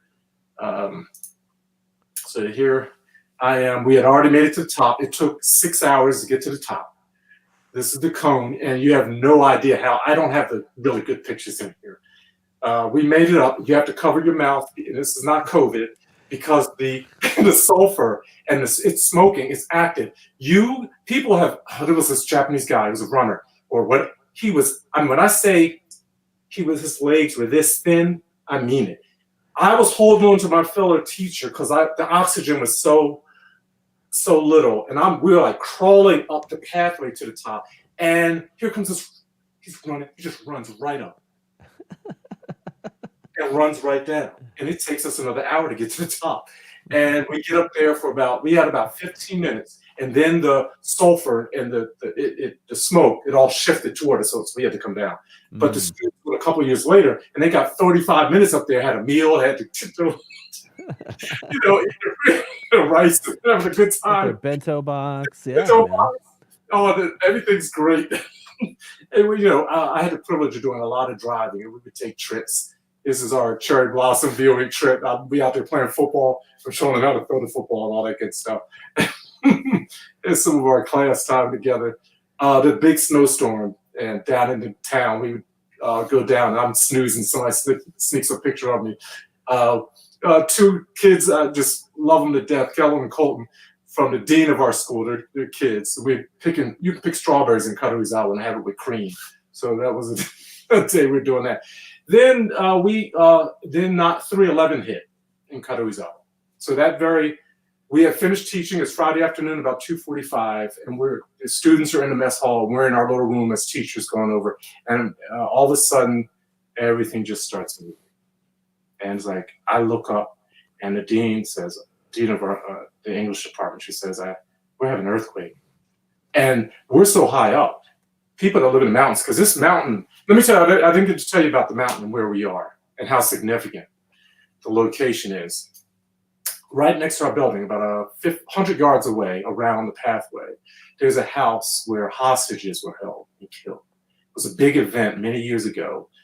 These I don't know if they were like the mafia, the Yakuza, I'm not sure. They held hostages in this house. And the whole mountain was surrounded by the Japanese police, and it took days to get them out.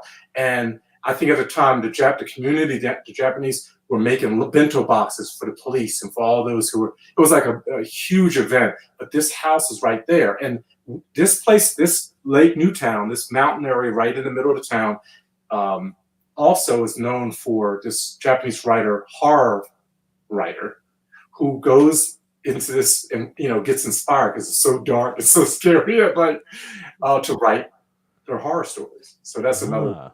Oh, it's scary at night. I never went out at night because it's deer, sometimes and bear and monkeys. And one time we got chased by monkeys, like about 40 monkeys. Oh my gosh. I have it on video. Okay. So, as we were taking a trip, a hiking trip. Oh my goodness. Well, but when 311 came, a year later, we traveled to Sendai because we had students who were in Sendai, and Sendai got really hit hard.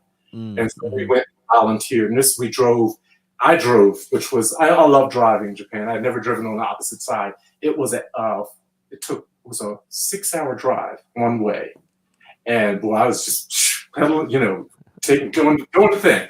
And we went there and volunteered our time to the refugees because they lost their homes. And I have a few pictures of that I'll scroll through. And that's really, I love my students. I loved our time together. I loved what that did to me. I wasn't thinking about Godzilla and collecting, but that connection with Japan is like, especially 311, that was like, okay, I will always have a piece of Japan. I'm always stuck. I'm always And that's why Shin Godzilla was so powerful, because 5 years after that, I had pent up emotions that I didn't realize. And when I watched it on that, you showed a picture of me in 2016, I was almost crying. I was moved because it was so, I remember 45 minutes after the earthquake, and we came back, we had run out of the building, came back in, because the building's on stilts. And if you feel an earthquake up in the mountains, you know it was big.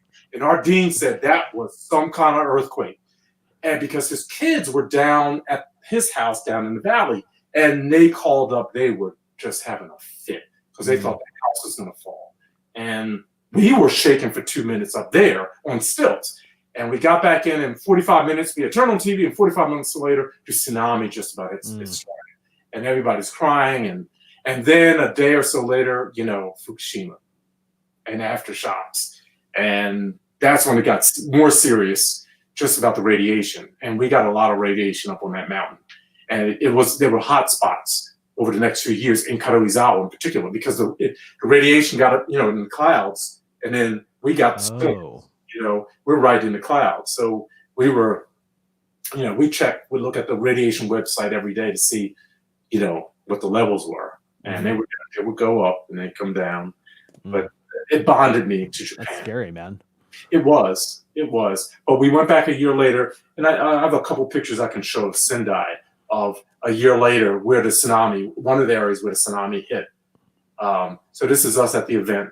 Kirk Franklin, I don't know if anybody knows that gospel singer. He came and did a whole concert. It was amazing.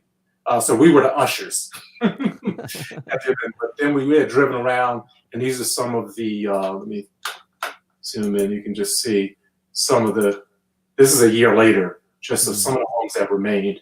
That's on the beach. I'm sorry, it's not zoomed in. They had been cleaning up. Wow. And this was the worst, when I saw this, this was kind of like, oh, wow.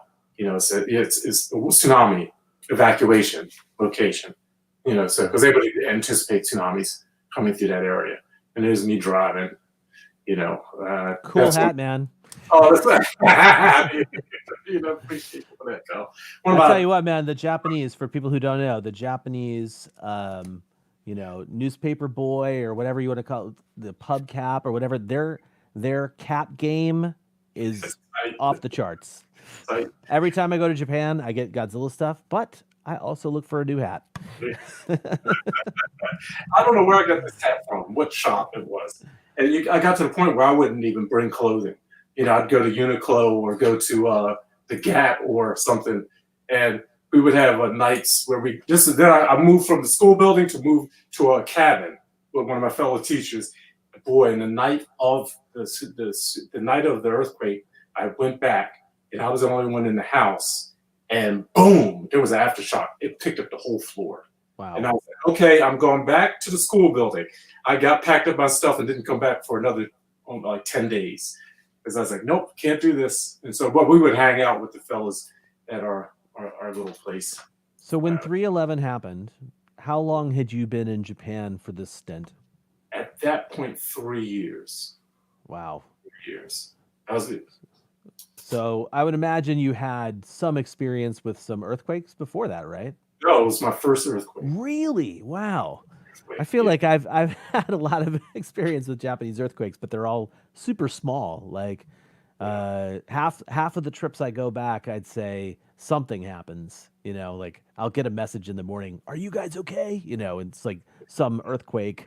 When at the time she was my girlfriend, when we were there in 2016, there was a huge earthquake in Kyushu. Ooh.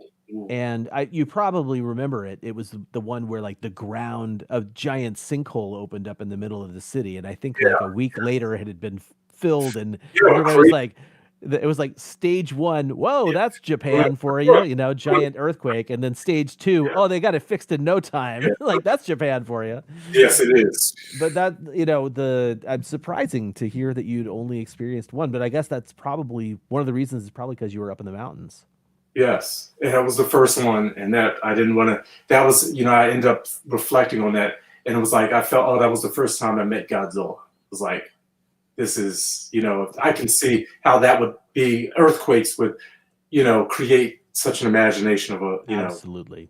Absolutely. Oh, and my cousins live in the West Coast in California. That's a normal experience. East Coast guys, we don't know about that stuff. So yeah. Sidebar: did you hear that there was a earthquake just the other day on the East Coast? No, where? I feel like people felt it in Boston and New York and stuff like that. Anyway, that's scary. Weird earthquake chat. We can go back to that another time.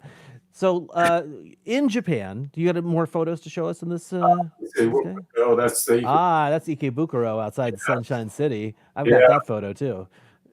I've got one of David too.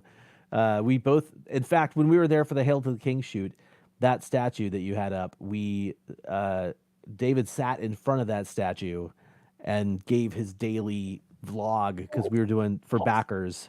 At a certain level, we did daily vlogs that they could access and tell them what we were doing that day. And so, we shot David's segment underneath the Ultraman statue one day. So, that's. I mean, I didn't even think it would ever be possible to go to Ultraman Festival. I stumbled across it because I was with this fellow student, and I had around this was, I don't know what year this was, but I decided, let's go to Tokyo for for a weekend. Get on the train. It's an hour and 45-minute ride on the train, or hour or so ride, right from Karuizawa Station. Take you right in on the Shinkansen, and it's expensive though, to do that. It's $100, but and then you could do the all night bus, which is. I have not done the all night bus yet. Oh, the all night! Oh, I did that to Nagoya from Karuizawa. Boy, that's a long. Boy, that bus. That's a long. And the seats break out. It's almost like beds. That's brutal. But cheap. One of my co-hosts for the Kaijucast, Clancy, when he went to Japan in the, I think, mid-2000s, he didn't take an overnight bus. He took a boat. And he has stories about, I don't remember where he was going from where to where, but he has stories about this nighttime shifting back and forth because the boat's rocking. Just like it sounds like something I would not want to do, to be perfectly honest, but a very interesting story all the same. Crazy. I didn't know you could do that. It's awesome. It's insane. And so then, after 3 years, I transitioned from Karuizawa. I spent some time teaching in Korea too, which was cool, which was a nice experience. See some Korean pictures in North Korea. Way, that was something. And I transitioned to Nagoya about 3 years later, and I lived in a danchi, and so that's the place I ended up living in for a year or so. You can see a little more. Nice little place, John. This is where my toy photography was born, because I love Nagoya, and I would take a walk every Saturday. And it was about a 10-mile trek. And there was about 11 great shops. And that's where I decided to start collecting again, and when my tour photography was born. But I couldn't buy that much because there was no way I was going to be able to get it home. And I would go to Mandarake. Oh, man, it was just... So I had this whole walk. I would walk by the TV tower, the famous tower that Godzilla brings down in Mothra, versus Godzilla, and then work my way around and hit all the shops. The Osu Cannon Temple, just the best. So whenever I go back to Nagoya, I take my walk. I take that long walk. And so that was in this seminary, I worked with a seminary. But when I first got there, this is where I lived on the roof. And this was the view from the roof. I looked down on a great market, and I'd go buy some cool magazines. I got a few Japanese typography magazines from that supermarket. And cool. That's actually, I'm sorry this is not zoomed in. That's actually a few steps away from my room, which was on the left. That's a rooftop. That's the roof. That's a rooftop in Japan. And those tiles are unmistakable. Japan. Isn't it funny? I love those tiles. And this is about not even a 5-minute walk from Nagoya Station. So Nagoya Station is one of the most busiest stations in Japan. And there's the Mandarake. Sorry, it's so small. Have I told you my tale of going to Nagoya? No. Oh man. Should I? We're like an hour 50 into this. Maybe I'll just tell you offline. I don't need to go into it. I loved what I saw, I would love to spend a little more time there about that. That's as far as I'll go in this chat. And there's a lot of gyms, a lot of places in Nagoya to save for collecting. These are some of the places, Kids Land. There's a vault.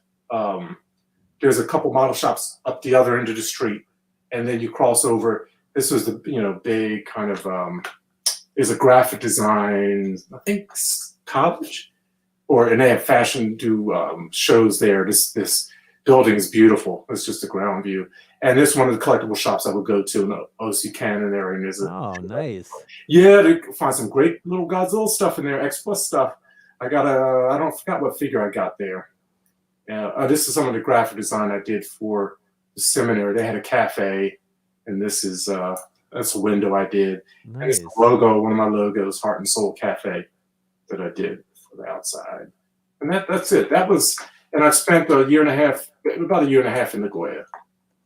And I think just super fast, just so I can show people, if you're not aware, viewers, John still has his website, MyKaiju, which is filled with great information, great visual graphics. However, speaking about Nagoya, John has a page dedicated to Nagoya with a walking map and information about the different shops you could go buy Godzilla stuff at. It's like, so even though we're going to breeze through some of this stuff real fast, I definitely want people to go to mykaiju.com. Look at all this cool stuff you have going on here on your website. It's stuff I just love that. If no one else sees it, MyKaiju's is a place for me to just be creative. It's always a work in progress, and I'm always experimenting. So the site sometimes you might come in, might be broken because I'm playing with HTML background and trying out some things. Godzilla is a great vehicle. I love Godzilla, but it's also a great vehicle to be creative. True, very true. Oh man. Okay. So now I'm torn, right? Do I want to keep talking to you, or do I want to say, oh, this is it? We want to go under 2 hours. So I think we're probably going to close out this interview. This has been a blast, and I could easily go for another half hour to hour, because we just scratched the surface of Japan. But what I'm really glad to have heard is sort of a big giant chunk of John's Japan life story. There's still more to go, right?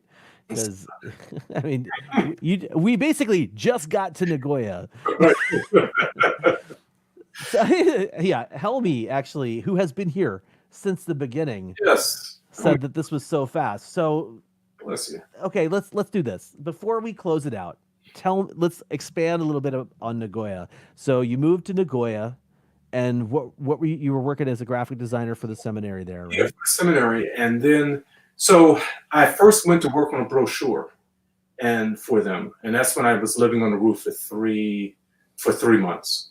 And the CEO and the founder of the school, at the seminary, became the CEO of another organization and invited me on as their graphic designer. And let me tell you all, let me just say this. From 2008 to this present, until that point in time, 2013, 2014, I was freelancing. I didn't have a steady gig. I was living in Japan, freelancing, doing work for clients back home. And the arrangements that I had living at the school in the Karuizawa, that was only $450 a month. And then $150 up for food. Because we lived together, it was communal. Right. And that's just experiencing Japanese culture up front like that. You can't buy that, and to feel collectivism. It took about 3 years before it kicked in. Like, this is what it means to live in a collectivistic, group-oriented. Like, I learned lessons. I learned a lot. And then Nagoya, I'm living on the roof, worked on this brochure for 3 months. And then, I was asked, you want to come on and be a part of the team for this organization? Then I end up getting my visa extended for 3 years to stay in Nagoya. Mm-hmm. And so I came back, and I was working for that international organization, but also supporting the seminary with graphic design, any support that they need. So I lived in a danshi, a 10-minute walk from the school. And and again, that was cheap. That was $500 a month to live in an apartment. I was on the second floor, Everybody else was living high up, and I found out why. They have a cockroach mat for Nagoya. Oh no. So I wanted to be on the second floor in case there were any earthquakes. I wanted to be able to get, and I didn't want to reach the elevator. And my team members, they're on the 10th floor, the 14th floor. I'm like, why? I never had a cockroach problem, but when I started to see the mats, like you would get a weather mat for how bad, the weather or how warm or whatever. But cockroach, it would be like 1 to 5, and Nagoya would have like 5 cockroaches. That's incredible. And I was like, this is not going to work. I wish I was up at the top now. But it was great. And I would do that walk. There's so many great shops in Nagoya that you can miss and not know that are there. I got a Magma Taishi Goa Gone. Was it Goa Gone figure, X Plus, and from the out of there. And it's still mint in the pack. That thing is beautiful. The last Kaiju he battled. When Rodak, Oh, right. Murd, it's one of my favorites, and I found it there. But that was back in 2011. I had taken a trip to Nagoya, but I didn't know I was going to end up living there. And the food is awesome. Cocoa curry house, and it's Skiya. Oh, we could do our own show on the food in Japan. I tell you, it's my favorite cuisine ever. Yeah. They had a great Indian restaurants. I would just, go shopping. It's Japan. You need to go, food shopping regularly. You can't get enough for 2 weeks. It just doesn't seem to work out that way. So I found myself going to the supermarket almost every other day. Yeah. I could never buy enough. But getting the pre-cooked food, chicken and rice, and oh man, the bentos, that was the best. I miss that. And the bread, the chocolates, filled in the convenience stores, and it was wonderful. We don't want to paint Japan as a utopia, but I don't really have a better way to end that statement. Yeah. Being a foreigner, I lived in a bubble, and I had wonderful Japanese hosts and support that allowed us as foreigners to live in a bubble. We didn't have to carry some of the burdens that just being Japanese, being a Japanese citizen, and being, and that was all right, and I appreciate that. And so I didn't ever have to feel some of the more heavy, difficult things. Being single to it, I was flexible. I didn't, I live a quiet life. So for me, just having that space, and that's when MyKaiju really. I had the MyKaiju domain for since 2001, 2002. When the internet startup, that's when I thought of the name, but I didn't start using it until 2014. And that's can we talk real quickly about the domain name? That information that you shared with me the other day? Yes. So for people who are watching live and people who watch in the download later, MyKaiju.com, I kind of always wondered what the origin story was behind the name itself. So back in the 2000, I'm going to say 2001, 2002. Back then all the great domain names were available. If you could think of something clever, you went and bought it. But at the time, domain names were like $100 a pop. It was expensive per year, and so I started off with myscifiworld.com. And I actually also have aboutjesuschrist.com, but I never used it. I just thought it was good to have. So you would just buy, I had some great domain names that I, lost. But it started as myscifiworld.com. So it's like my something. So it's all John's something under MyKaiju. Inspired by iMac, MyKaiju. And I may have, I used to just enjoy doing mock-ups of what the website could look like. And so my site went through all kinds of iterations. Then I let it go and then brought it back and said, MyKaiju, maybe that's the name. I had just sitting on the domain for years and said, because I always said, I'm going to, MyKaiju it's Godzilla. But I wanted to talk about Ultraman and other things as well. So I kept it under My Sci-Fi World. Still though, but nothing's happening with My Sci-Fi World. It's all about MyKaiju right now. Oh my gosh. I'm a purist. When I was growing up, I love Star Wars and I love Godzilla. And I can't mix the two. So when I set up my shelves, it was either Godzilla, but if I switched to Star Wars as my favorite, Godzilla came down, and I put my Star Wars stuff up. It was Interesting. mixed. So I can't even really have Ultraman mixed with Godzilla. I have a ton of Ultraman collectibles, but I keep them in my basement boxes. It's just I just have some figures out. Can't mix them too much. Doesn't Can't work. mix them. Nope. Can't mix them too much. That's interesting. I used to have, oh man, okay, super fast. When I moved into this house, someday I hope to bring you here to let you see it, but Right. this is a 14-foot wide room that's probably Huge. 30 to 40 feet deep. It's the depth of my house, right? And it's a big, big room, right? Like in terms, it's the biggest room in the house. It was meant to be a playroom or something like that. But I like walked in here, I'm like, a collection room. Anyway.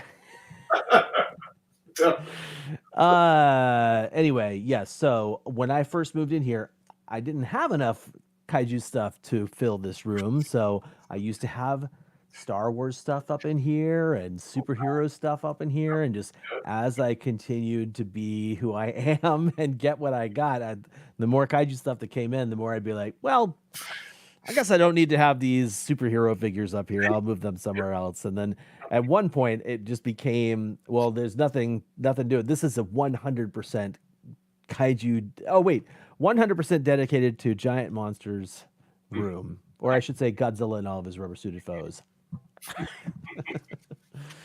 But yeah, I think we should actually end it right now. Thank you so much for being here. I think we should get together for another one of these in a different way. And I'm gonna say right now that we had a great chat with me, you, Lolo, David, Jeremy, took a toy bastard. And Leslie in that episode where we did a group chat about Japan. Yeah. But there are just so many voices in that. I think you, me, and David should have a Japan chat episode, and we'll post about it beforehand. We'll take questions from the audience, and we will just have like a massive info drop episode where we just sort of talk about Japan, because it's man, just even talking about it right now, I'm like even more amped up to go when it's safe to fly. Yeah. I wish I was there for COVID. I would have rather been there. Oh, I mean, I would rather be there than almost anywhere else. So I'm on board. I know. You're so close too. You could just fly. You could just jump over the water. That's right. It's just a 10-hour jump for me. Yeah. Someday. 14, 15 from over here. Well, you know, when the vaccine for COVID is proven and reliable enough for me to feel safe going to Japan, I'll be booking that ticket immediately. Yeah. I cannot wait to go back. I know. And I just don't want the dream to end. I just want to keep going. Yeah. If you haven't gone, those who are watching us, I mean, really, it's a wonderful trip. I think you'll love it. Maybe that's what our Japan chat episode should be about. We should probably just do like a here's how to go to Japan trip episode, or here's how to go to Japan episode. Yes, because it was started with me as an impossible dream. Well, it'll be interesting to get different perspectives too, but a lot of voices is a lot of time, and we want to make sure you get all the voices covered. But for what we want to do, or what we would probably want to do, I'm sure that you, David, and I can figure out a way to make it concise in just around a 2-hour episode.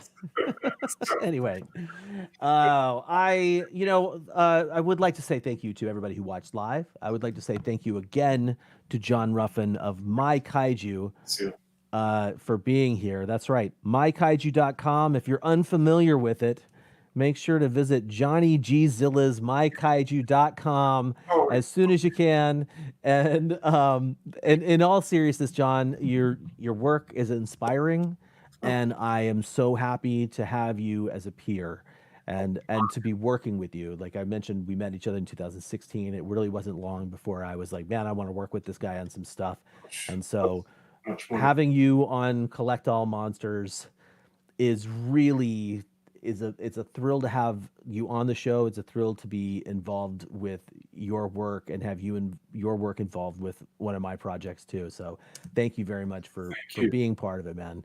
I'm honored, and that's tremendous as Leslie would say, our fearless leader. Oh, it's an honor to be a part of the show and to have been invited. And I just want to, do the best I can and to live up to the privilege. So thank you. Well, it's absolutely my privilege and my pleasure to have you on the show. And it's been my privilege and my pleasure to sit here and talk with you for the past 2 hours about your life before and after Japan and everything in between, man. It's been a great time having you on the show, or having you back on this sort of like new experiment for the Kaijucast. And hopefully this is just the first of many long form interviews that I do with other kaiju entities and other kaiju fans and all that stuff. So again, thank you very much, man. Thank you. All right, so I don't have a cool ending spiel to kill this whole thing off with. So I guess I'll sort of manipulate what I normally would have done with the Kaijucast. If you found us through iTunes just kidding. If you found the Kaijucast, if you found this live broadcast by just being on the YouTube website and you're like, this seems interesting, where can I find out more? Well, you can go to kaijucast.com. It's not very updated. Kaijucast has been sort of taking a backseat to this new project that we are both a part of, Collect All Monsters, which happens every month. The next episode is on November 14th. It'll be right here on YouTube on the Collect All Monsters YouTube channel. And it starts at 3 p.m. Pacific, 6 p.m. Eastern, November 14th, and it's going to be a giant celebration about all things Godzilla. Plus, we all get to share all sorts of cool stuff that we've been working on, stuff that we've got in recently, and it's just a big love fest. We'd love to see you there if you are not part of our regular viewing audience. With that said, there's really nothing else for me to do except say thank you so much. We'll see you soon. Jamata.